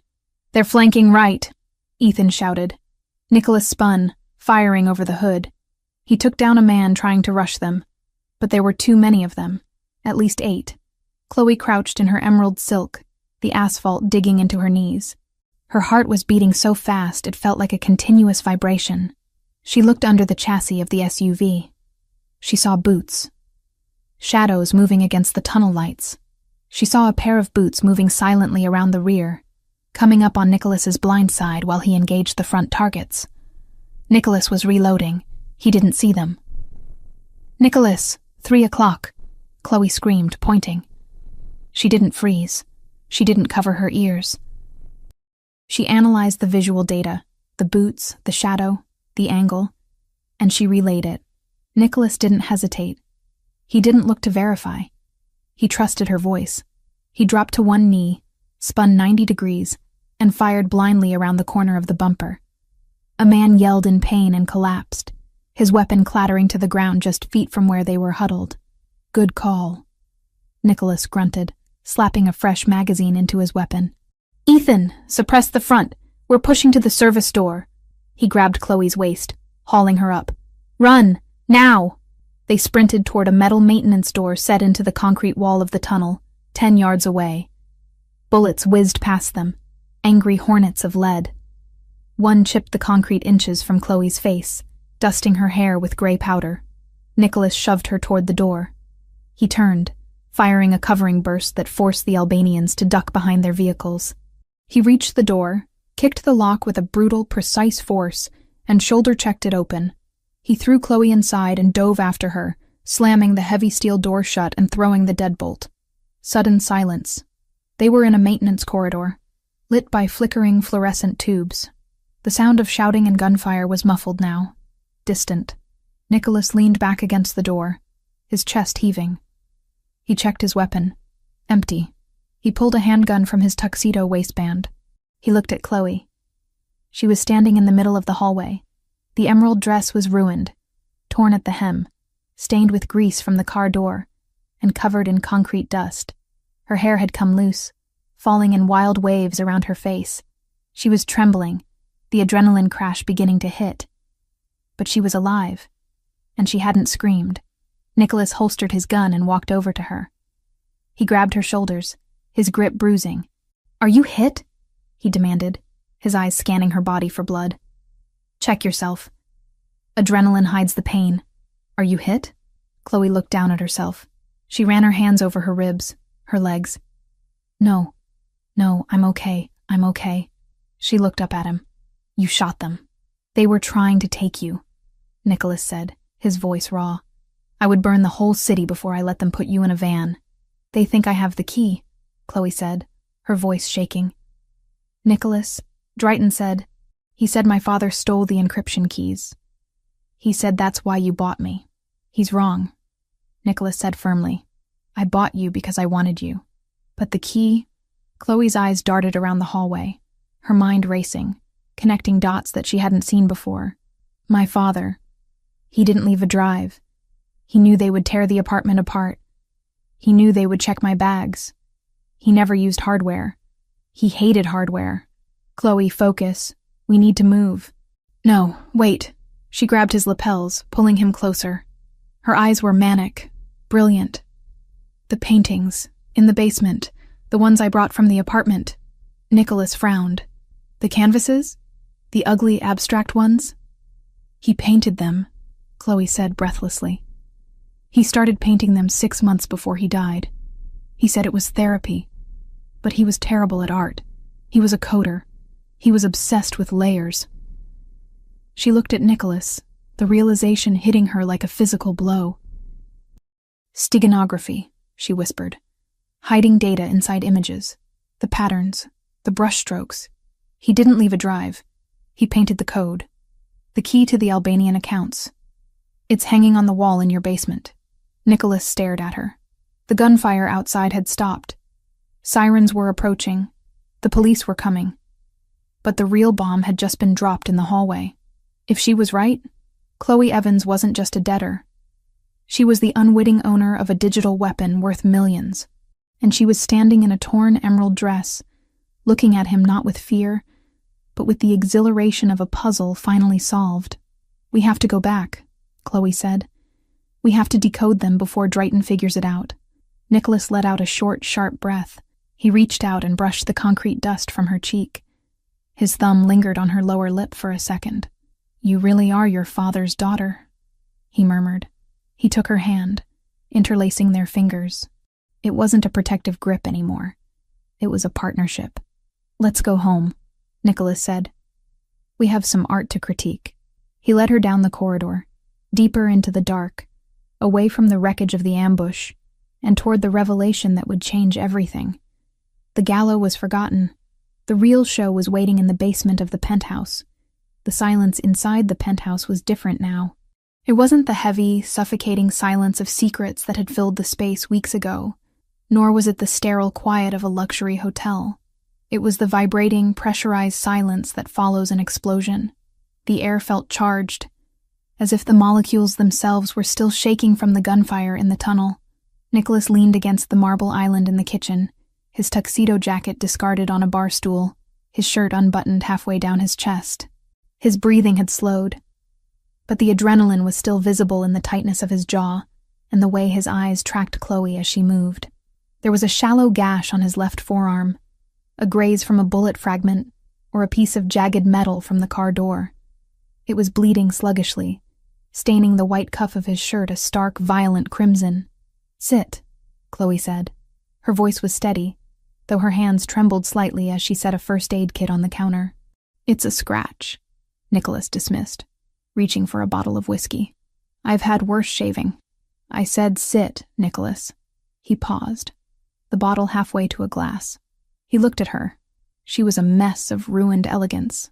The emerald silk dress was torn at the hem, dusted with gray concrete powder, and stained with grease. Her hair was a wild halo around her face, and there was a smudge of dirt on her cheekbone. But her eyes were fierce, commanding in a way he had never seen before. She wasn't asking him as a maid. She was ordering him as a partner who had just survived a kill zone with him. Nicholas set the bottle down. A corner of his mouth ticked up. Yes, ma'am. He sat on the stool. Chloe moved into his space. The scent of her, vanilla, concrete, and fear, filling his senses. She poured antiseptic onto a cotton pad. This will sting, she warned. Do your worst. She pressed the pad to the wound. Nicholas didn't flinch, didn't even blink. He just watched her face. He watched the way her brow furrowed in concentration, the way her teeth worried her lower lip. He watched the dexterity of her fingers, fingers that could clean a mansion, spot a font error in a ledger, and now, dress a wound. Drayton was right about one thing, Nicholas said quietly, breaking the silence. Your father was a genius, but he was wrong about the drive. If Peter Evans had a digital key worth $50 million, he wouldn't have died in a charity ward owing money to low-level thugs. Chloe froze. She taped the gauze over his arm, her hands lingering on his skin for a heartbeat longer than necessary. She looked up, her eyes wide and searching. He didn't die because he was broke, she whispered, the realization cementing itself in her mind. He died because he was waiting. Waiting for what? For me to be safe, Chloe said.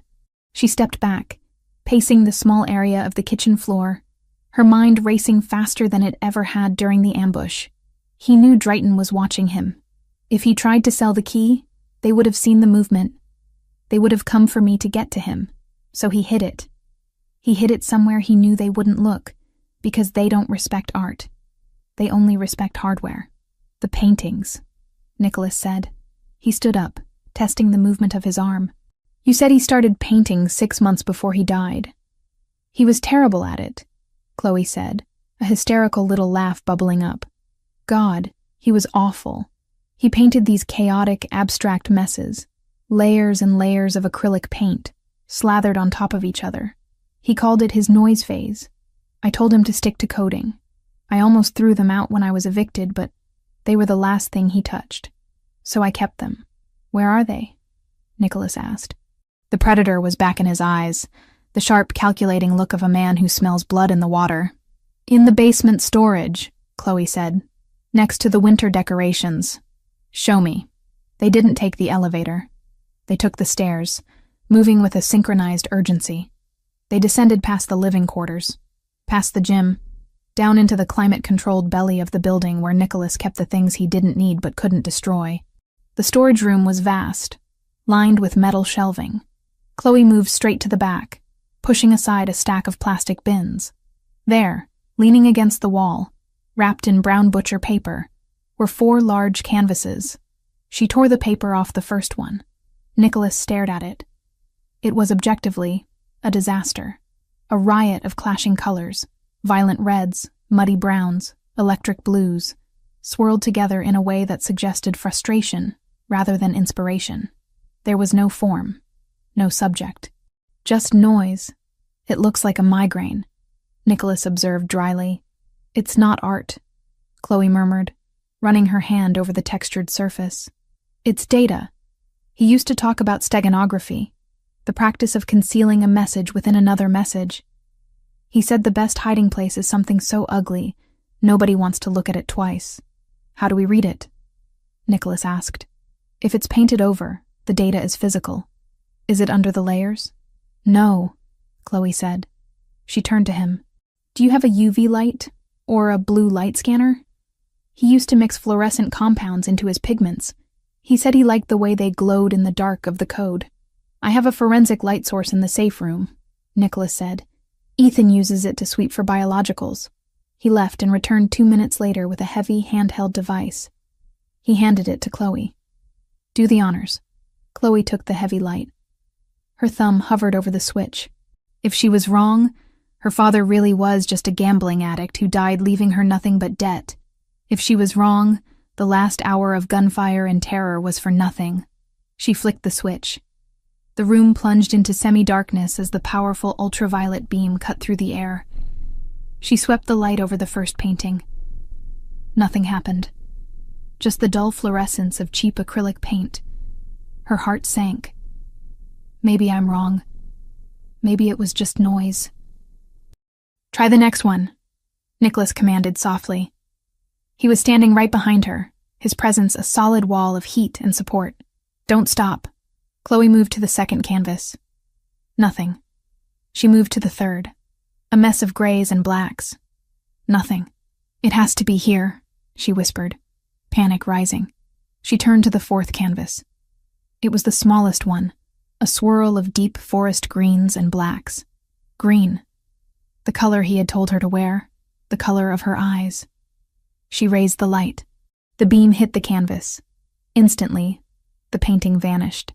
In its place, glowing with a ghostly neon blue luminescence, was a perfect, intricate geometric pattern. It wasn't just shapes. It was a QR code, a massive, complex matrix of data points painted with microscopic precision using invisible UV reactive dye, hidden amidst the chaotic brushstrokes of the visible spectrum. Nicholas inhaled sharply. Mother of God. It's not a painting, Chloe breathed, stepping closer, mesmerized by the glowing blue light. It's a gateway. The code was impossibly detailed. It was a masterpiece of patience and steady hands. Her father hadn't spent his final months gambling. He had spent them painting his legacy, stroke by invisible stroke, right under the noses of the men who were threatening to break his legs. Can you scan it? Nicholas asked. I need the laptop, Chloe said. And I need a high-res camera. Use my phone, Nicholas said, handing it to her. It's encrypted and linked to the secure server. Chloe took the phone. Her hands were steady now. She framed the glowing blue matrix on the screen. The camera struggled to focus on the light for a second, then locked on. Beep. A link appeared on the screen. It wasn't a website. It was a direct IP address to a secure cloud server, followed by a request for a biometric key. "It wants a password," Chloe said, "or a fingerprint." "He didn't have your fingerprints," Nicholas said, leaning over her shoulder to look at the screen. "Think, Chloe. What did he leave you? What did he know you would remember?" "He didn't leave me anything," Chloe said. "Just the debt, and—" She paused. "And the lullaby." "The what?" "When I was little," Chloe said, her voice soft in the dark basement. "He used to sing this stupid song to help me sleep when Mom died. It wasn't a real song. It was just numbers.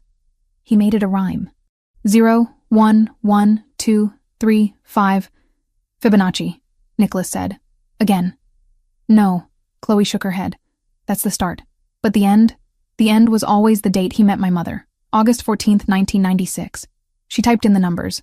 1 day, war 196. Access denied." "Damn it," she hissed. "Try the reverse," Nicholas suggested. "He was a coder. Backdoors are often mirrored." Chloe typed 699 bar 80. Access granted. The screen flashed green. A file directory opened. It wasn't just one account. It was a master list. Tirana Holdings, Drayton LLC, Eagle Logistics. Hundreds of files. And next to each file, a routing number and a private encryption key. "This is it," Chloe whispered, scrolling through the list. "This is everything. Every dollar they laundered, every bribe they paid, every offshore account they hid from the IRS and the other families. It's all here. Nicholas, this isn't just the money. This is their entire operational history." Nicholas took the phone from her hand. He scrolled through the data, his eyes reflecting the blue glow of the screen. He saw the numbers. He saw the power. With a single click, he could drain their accounts. With another click, he could send this evidence to the FBI and have the entire Albanian faction indicted by morning. "He stole the crown jewels," Nicholas murmured, "and he hid them in a $3 canvas." He looked at Chloe. The UV light was still in her hand, casting strange shadows across her face. She looked exhausted, battered, and utterly triumphant. "You realize what you just did?" Nicholas asked. "I finished the job," Chloe said. "You ended a war," Nicholas corrected. "With this, Drayton is dead. He just doesn't know it yet. I can bankrupt him before he wakes up. I can destroy his reputation, his leverage, his ability to pay his soldiers. By tomorrow noon, his own men will turn on him when their checks bounce." He turned off the phone screen. The darkness of the room returned, save for the eerie glow of the UV flashlight Chloe was holding. "You're free," Nicholas said. "Truly free. The debt is irrelevant now. The value of this data covers your 150,000 1,000 times over. You can take your cut, go to Paris, buy a villa, and never look back." It was the same offer he had planned to make later. But saying it now, in the dark, felt different. It felt like a test. Chloe clicked the flashlight off. Pitch blackness swallowed them. "I don't want Paris." Her voice came from the dark, closer than he expected. Nicholas didn't move. "What do you want?" "I want to see you destroy them," Chloe said. "I want to be there when you hit enter. I want to watch the balance hit 0. Nicholas reached out in the darkness. His hand found her waist. The silk was torn, exposing the skin of her side. It was warm, soft, and alive. "You have a vengeful streak, Chloe Evans," he murmured. "I learned from the best," she whispered back. The air between them crackled. The intellectual intimacy of the last week, the terror of the tunnel, the shared adrenaline of the discovery. It all coalesced into a single, undeniable point of gravity. Nicholas pulled her in. There was no hesitation this time. No employee handbook to consider. No boundaries. They were two people standing on top of a conquered empire. He kissed her. It wasn't gentle. It was a collision. It was the taste of whiskey, copper, and victory. Nicholas's hand tangled in her hair, pulling her head back to deepen the kiss. devouring the sound she made in her throat. Chloe's hands, no longer shaking, gripped the lapels of his ruined tuxedo jacket, pulling him closer, anchoring herself to him. He lifted her, effortlessly, sitting her on the edge of a metal shelf. Her legs wrapped around his waist, the torn dress riding up. The cool metal pressed against her skin, contrasting with the searing heat of his body. "Nicholas," she gasped against his mouth. "I told you," he growled, trailing kisses down the column of her throat, finding the pulse that beat frantically there. "I don't let people touch what's mine. I'm not a possession," she breathed, her fingers digging into his shoulders. He stopped. He looked up at her in the shadows, his eyes adjusting enough to see the fire in hers. "No," he agreed, his voice rough. "Possessions are replaceable. You aren't." He kissed her again, slower this time, with a possessive, deliberate intensity that made her knees weak. It was a promise. It was a claim. "Upstairs," he commanded, pulling back slightly. "Not here. Not in a basement. The drive." Chloe gestured vaguely to the phone. "It's safe. It's in the cloud now," Nicholas said. He gripped her waist and lifted her down, but he didn't let go. He kept her pressed against him as they walked back to the stairs. "Tonight, the war waits. Tonight, we celebrate the victory." They ascended the stairs, leaving the ugly paintings and the invisible millions in the dark. The journey up to the penthouse felt like an ascent to a throne. When they reached the hallway of the residential wing, Nicholas didn't guide her to her room in the east wing. He guided her to the double doors at the end of the hall, the master suite. He kicked the door open. The room was vast, dominated by a king-sized bed and a wall of windows overlooking the city they had just brought to its knees. Nicholas stopped in the center of the room. He reached out and touched the zipper of her dress. "This dress," he murmured, the sound vibrating against her skin. "I told you to burn the uniform. I think this one needs to go too. It's ruined anyway," Chloe whispered, stepping out of her heels. "Then let's finish it," Nicholas said. He lowered the zipper. The green silk fell to the floor in a whisper of fabric, leaving her standing in the moonlight, stripped of everything but her courage. Nicholas looked at her, and for the first time, Chloe didn't feel invisible. She felt like the only thing in the world that mattered. He took off his jacket, tossing it onto a chair. He pulled her onto the bed, covering her body with his. The weight of him grounding her, protecting her, claiming her. "Partners," she whispered into the dark. A final condition. Nicholas kissed her forehead, then her lips. Partners. And as the city slept below them, unaware of the shift in power that had just occurred in a basement, Nicholas Ricchetti and Chloe Evans sealed their alliance in the only way left to them, with skin and breath, and a desperate, consuming need that had nothing to do with money and everything to do with survival. The dawn that broke over Manhattan was gray and steel-hard, mirroring the resolve that had settled in the master suite of the Ricchetti penthouse. The intimacy of the night before, the frantic, life-affirming collision of skin and breath, had not softened Nicholas. If anything, it had sharpened him. He moved through the room with the precise, predatory energy of a tiger that had finally decided to stop pacing and start hunting. Chloe sat on the edge of the massive bed, wrapped in a black silk sheet. She watched him dress. He wasn't putting on a suit today. He pulled on dark tactical trousers, heavy boots, and a fitted black thermal shirt that emphasized the breadth of his shoulders. He looked less like a CEO and more like the warlord Drayton accused him of being. He walked to the wall safe, the keypad beeping softly under his fingers. He pulled out a sleek, matte black device. It wasn't a gun. He turned and walked to the bed, holding it out to her. "Take it," Nicholas said. Chloe let the sheet slip, reaching out to grasp the object. It was heavy, cold, and hummed with a latent electric threat. A taser. Military grade. "Safety is here," Nicholas said, guiding her thumb to the switch.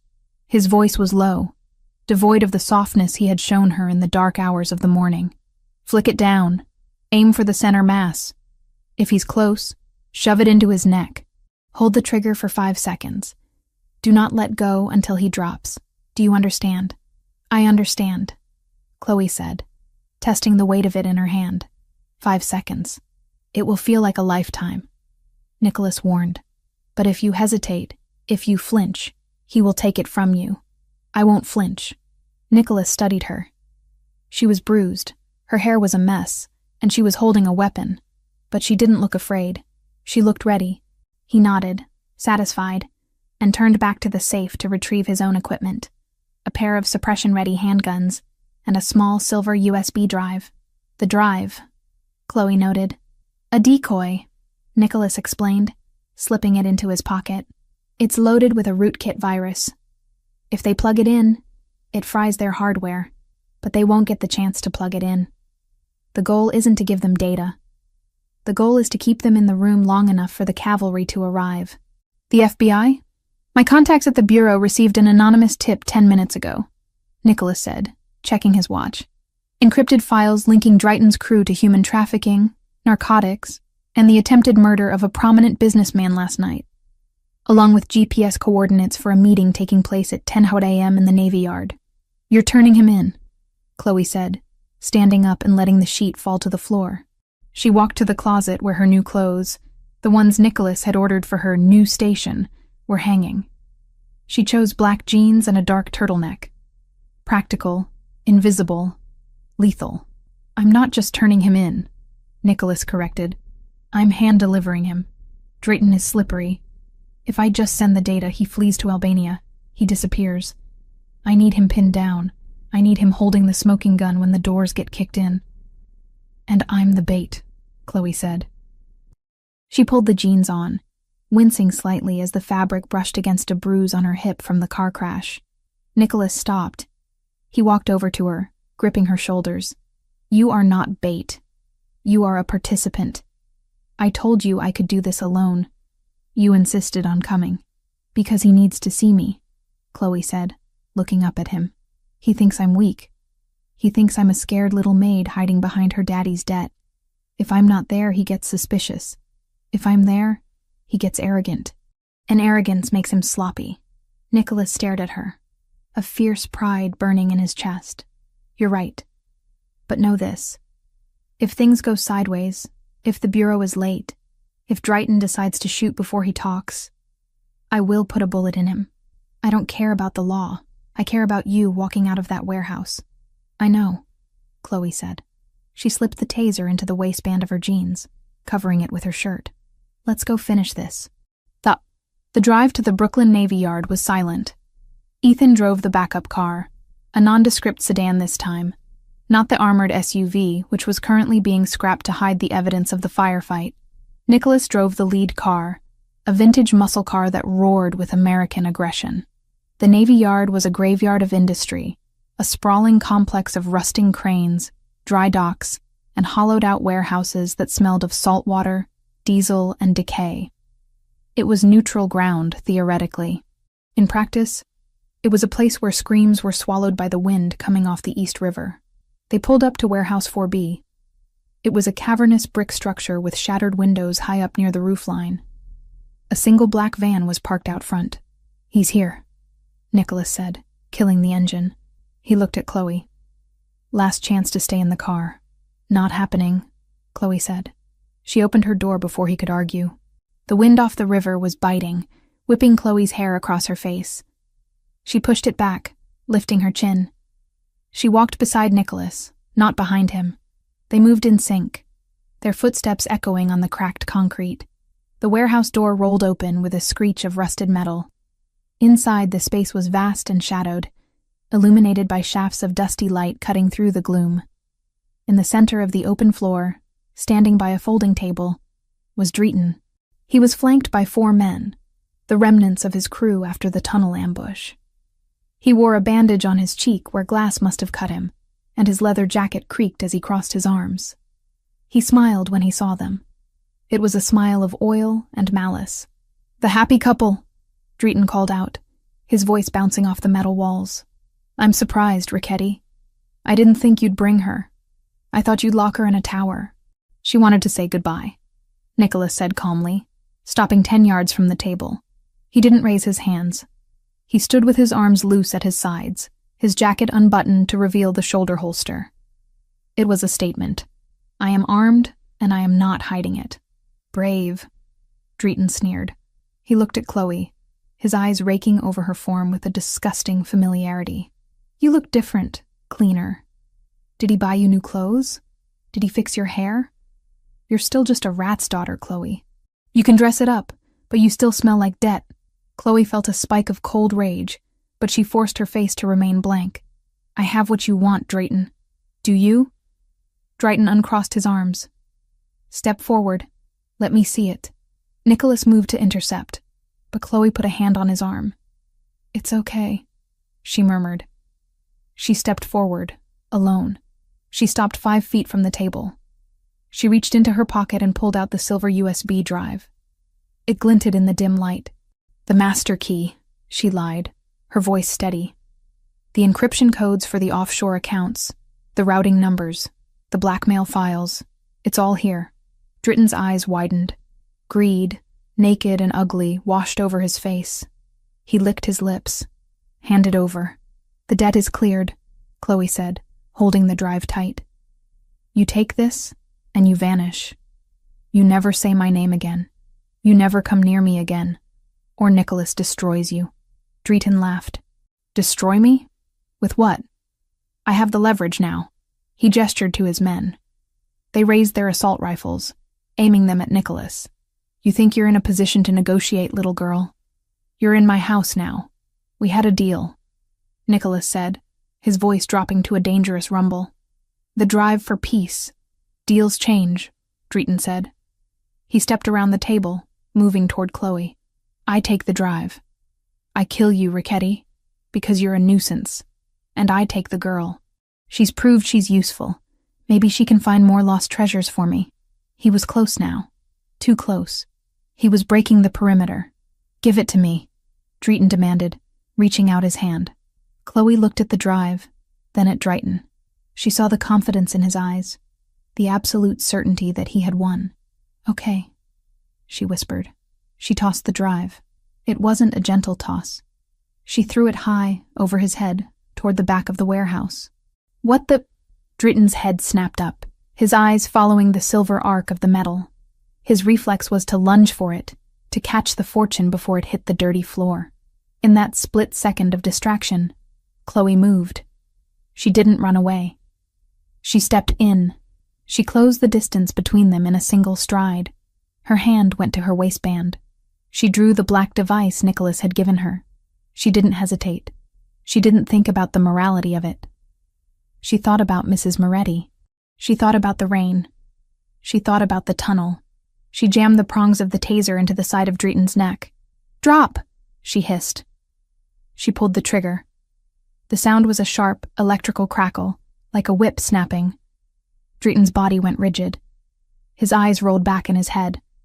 His mouth opened in a silent scream as 50,000 volts overrode his nervous system. He convulsed, his muscles locking up instantly. Hold it! Nicholas roared from behind her. Chloe held the trigger.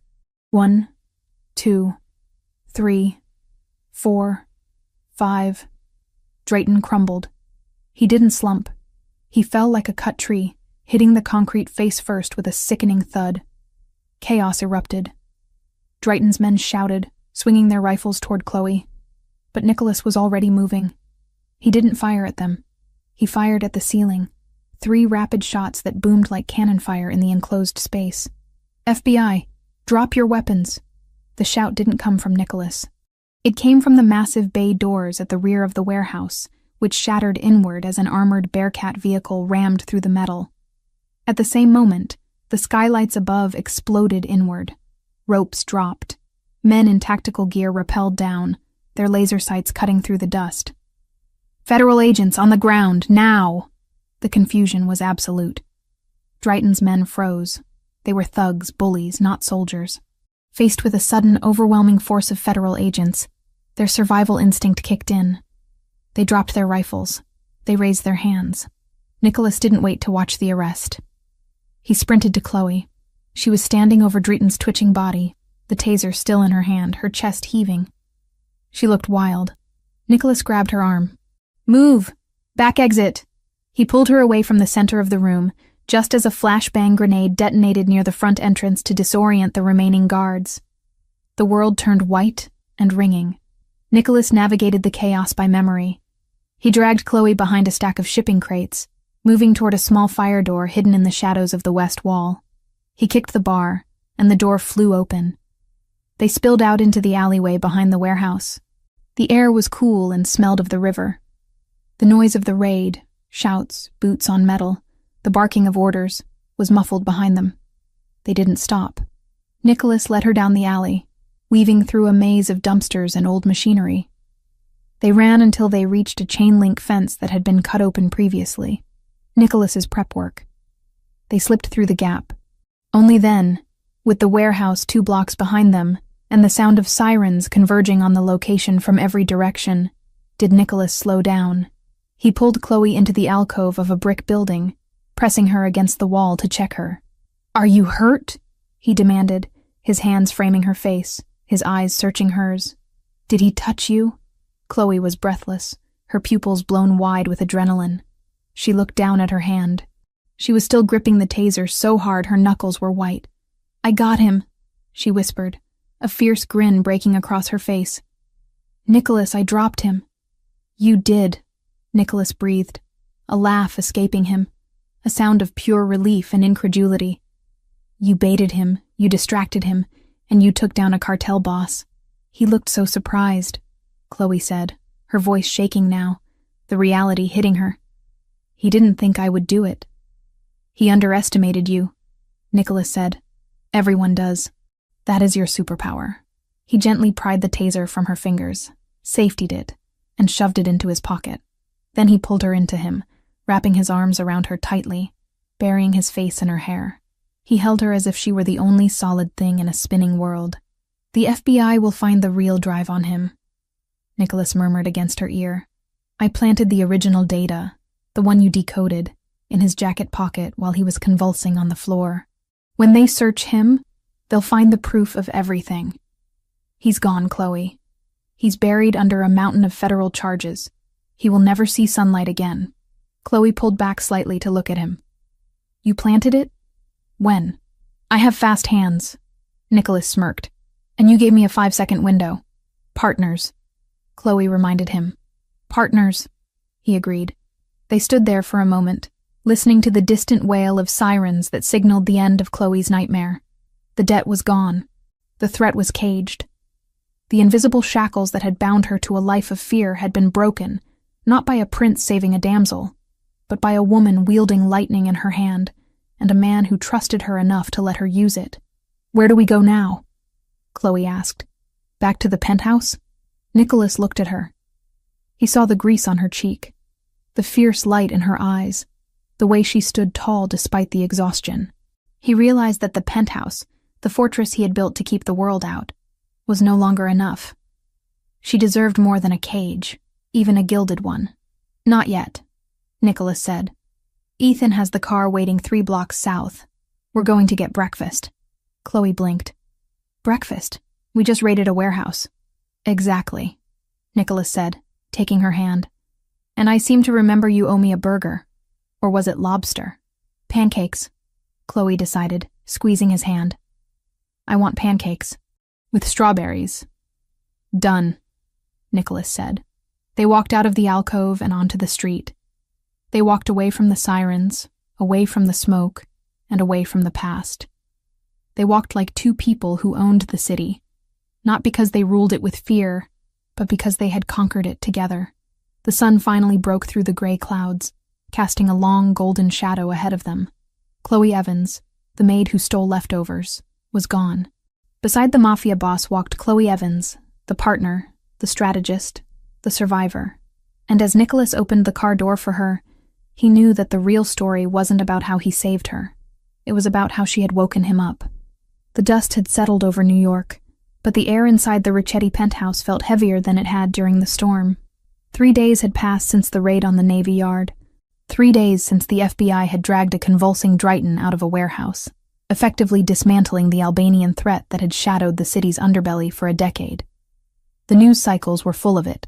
A massive federal sweep, a crackdown on organized crime, a victory for the justice system. Inside the penthouse, however, there was no champagne. There was only a quiet, vibrating tension that stretched between the East Wing and the master suite. Nicholas Ricchetti stood in the center of his office. The room was pristine. The chaotic stacks of paper from the 2021 ledger were gone, shredded and digitized. The windows were spotless, offering a view of a city that looked deceptively peaceful under the mid-morning sun. He wore a suit again, charcoal gray, impeccably tailored, the armor of the dawn firmly back in place. But his hands, usually steady as stone, were restless. He adjusted his cufflinks. He touched the edge of his desk. He picked up the heavy cream-colored envelope that sat on the blotter and weighed it in his hand. It contained freedom. It contained a new life. It was the most generous severance package in the history of criminal enterprise, and he hated it. He pressed the intercom button. Send her in. He didn't wait for a response. He walked to the window, turning his back to the door. He couldn't watch her walk in. He couldn't look at her and maintain the resolve he needed to do this. He had to be the architect, not the man. The architect knew that a woman like Chloe Evans, brilliant, brave, and fundamentally good, did not belong in a world where bulletproof glass was a necessity, not a luxury. He had used her to catch a thief. He had used her to crush an enemy. The transaction was complete. The door opened. The soft click of the latch was followed by the sound of footsteps. They weren't the hesitant, shuffling steps of the maid who had stolen leftovers. They were the confident, rhythmic strikes of heels on hardwood. "You wanted to see me, Nicholas?" Her voice was clear, lacking the tremor of fear that used to define her presence in this room. Nicholas took a breath, steeling himself, and turned around. Chloe stood near the leather chairs. She was wearing the green silk dress again. Not the ruined one, but a replacement he had ordered, slightly different in cut, but identical in impact. It brought out the fire in her eyes. She looked like she belonged there, standing amidst the mahogany and the power. That was exactly why she had to leave. If she stayed, she would become a target again. If she stayed, he would never let her go. "Sit down, Chloe." She didn't move. She crossed her arms, tilting her head slightly. "I prefer to stand." "You look serious. Is there a new anomaly in the accounts?" "I was reviewing the 2023 projections this morning, and the marketing budget for the legitimate shipping arm seems inflated." "The accounts are fine," Nicholas said. He walked around the desk, holding the envelope. "The accounts are perfect, thanks to you." "Then what is it?" Nicholas extended the envelope toward her. "This is for you." Chloe looked at the packet, then at his face. Her expression shifted from professional curiosity to guarded suspicion. She didn't reach for it. "What is it?" she asked again. "Open it." She hesitated, then stepped forward and took the envelope. She broke the wax seal, the Ricchetti crest, and pulled out the documents inside. Nicholas watched her eyes scan the pages. He saw the moment the realization hit her. Her breath hitched. Her fingers tightened on the thick, expensive paper. It was a deed, a title for a fully furnished apartment in the 7th arrondissement of Paris, overlooking the Seine.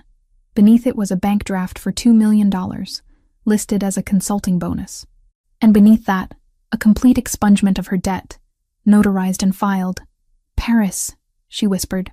"It's turnkey," Nicholas said, his voice flat, professional. "The apartment is in your name. The account is untraceable. You can start your design firm there. You speak enough French to get by, and your talent will do the rest. You can leave tonight. The jet is fueled and waiting at Teterboro." Chloe slowly lowered the papers. She didn't look happy. She didn't look relieved. She looked at him with a confusion that was rapidly hardening into anger. "You're firing me," she stated. "I am liberating you," Nicholas corrected. "The threat is gone. Drayton is in federal custody and will likely die in prison. Your father's debt is paid. You are free, Chloe. You don't have to clean floors. You don't have to look for font errors. You don't have to sleep in a house with armed guards at the door." "I see," she said. Her voice was dangerously quiet. "And did you ask me if I wanted to go to Paris?" "It doesn't matter what you want," Nicholas said, gripping the edge of his desk until his knuckles turned white. "It matters what is safe. You saw what happened in the tunnel. You saw the violence. That is my life, Chloe. It wasn't an anomaly. It was a Tuesday. You are a civilian. You have a gift for order, for beauty. You don't belong in the mud with me. So you're making the decision for me, Chloe said. She took a step closer, the papers crinkling in her grip. Just like Drayton made decisions for me. Just like my father made decisions for me. I am giving you the world, Nicholas snapped, his control fraying. Take the money, go to Europe, find a nice boring man who doesn't keep a submachine gun in his glove box. Be happy. Chloe stared at him. The silence stretched, thin and taut as a wire. Then she laughed. It wasn't a bitter laugh. It was a sound of absolute incredulity. You idiot, she said. Nicholas blinked, stunned. No one called him an idiot. Not even his enemies. Excuse me? You think this is about safety? Chloe asked, shaking the papers at him. You think I'm scared of the tunnel? Nicholas, I grew up terrified every single day. I lived in a building where drug deals happened in the lobby. I starved myself to pay a debt I didn't owe. I lived in fear for years. The only time in my entire life I haven't felt afraid was when I was standing next to you. I put a target on your back, Nicholas argued. No, Chloe countered fiercely. You gave me a weapon. You gave me the taser. You gave me the laptop. You gave me agency. For the first time, I wasn't a victim. I was a player. She looked down at the deed to the Paris apartment. It represented everything a sane person should want. Safety, distance, luxury. She looked back at Nicholas. She saw the pain in his eyes, the self-loathing that drove him to push her away. He thought he was saving her from himself. I don't want Paris, she said clearly. Chloe, I don't want a view of the Seine. I don't want to design logos for coffee shops in a city where I don't know anyone. She took the heavy packet of documents in both hands. She didn't break eye contact. With a sharp, violent motion, she tore the papers in half. The sound was loud in the quiet room, a definitive rejection of his charity. Nicholas flinched as if she had slapped him. She put the halves together and tore them again. Quarters, eighths. She shredded the $2 million and the European dream until they were nothing but confetti in her hands. She let the pieces fall to the floor, scattering over the Persian rug like snow. I'm not going anywhere, she said. You are throwing away a lifeline, Nicholas rasped, staring at the ruined papers. I am choosing my life. Chloe stepped over the debris, closing the distance between them.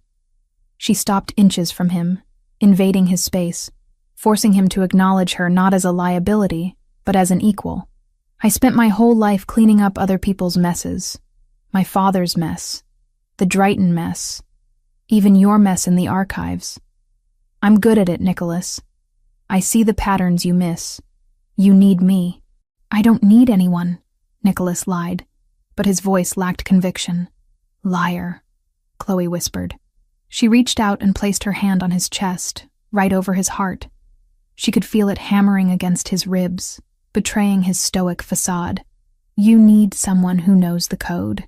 You need someone who can look at your empire and see where the cracks are before they break. And more importantly, you need someone who knows who you are and doesn't flinch. She looked up at him, her green eyes fierce and open. I saw you in the rain. I saw you in the basement. I saw you with Mrs. Moretti. I know the monster, Nicholas. And I know the man. I choose both. Nicholas looked down at her.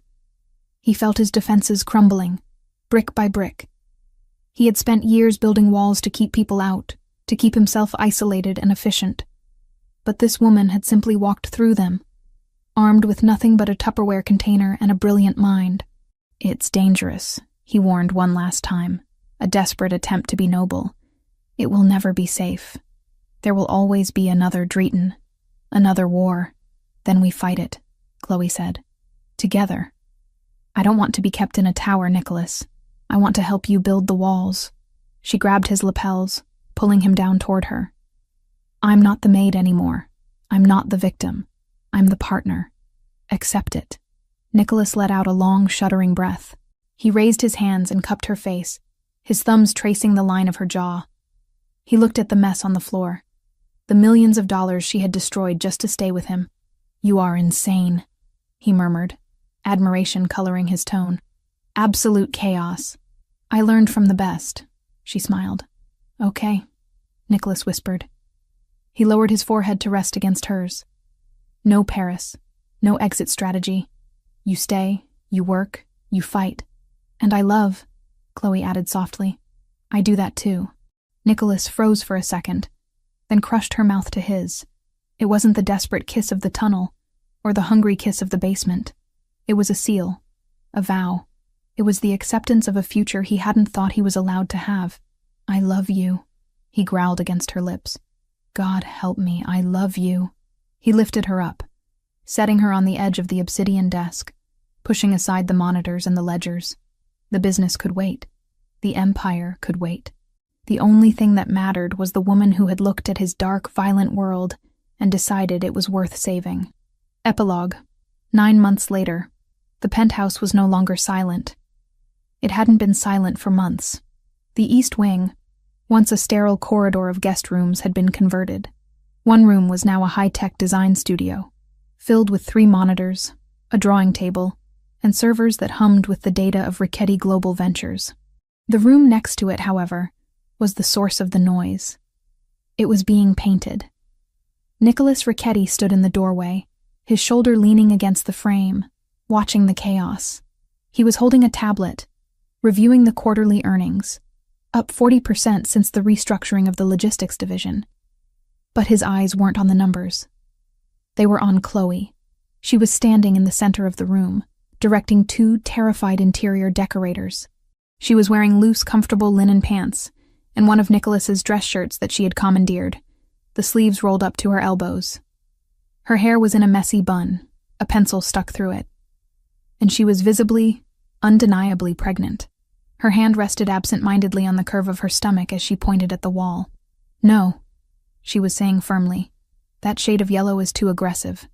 It clashes with the natural light. I want a soft ochre, a calming warmth, not a caution sign. Check the Pantone book again. Look for code 120713.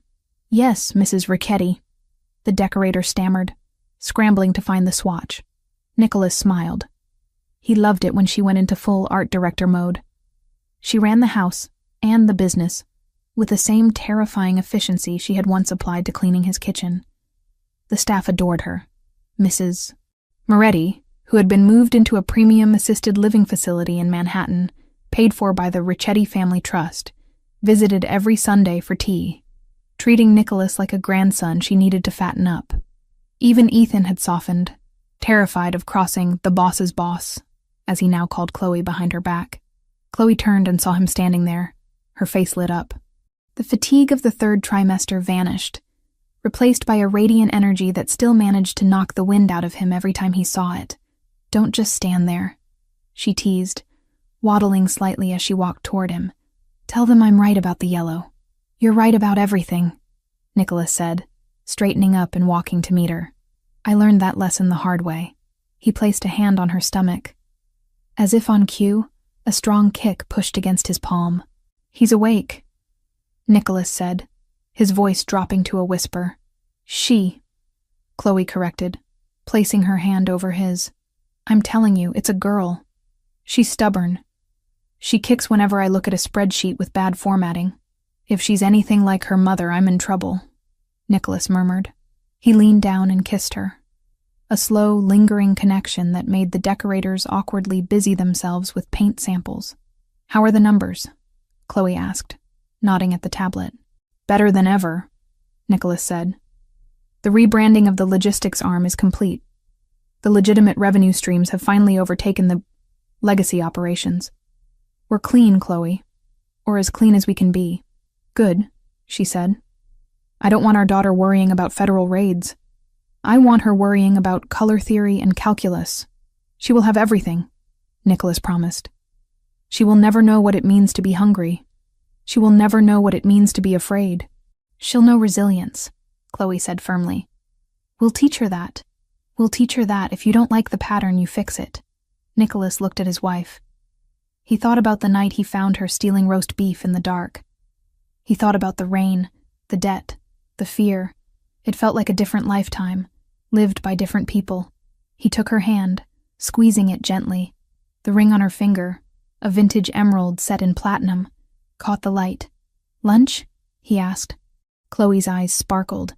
"Is the chef making the risotto?" "He is, and I believe there's a chocolate soufflé involved." "Then what are we waiting for?" She grabbed his hand, pulling him toward the kitchen. "I'm starving." Nicholas let her lead him. He would always let her lead him. He followed her out of the nursery, down the hall lined with art that wasn't stolen but chosen, and into the heart of a home that was no longer a fortress, but a sanctuary. They had built an empire from the ashes of their pasts. They had balanced the ledger. And now, as they walked together toward the future, Nicholas knew that the greatest wealth he possessed wasn't in the offshore accounts or the real estate portfolio. It was right there, holding his hand, carrying the next generation of the Richetti line, proving every single day that even the most broken things could be designed into something beautiful. The end.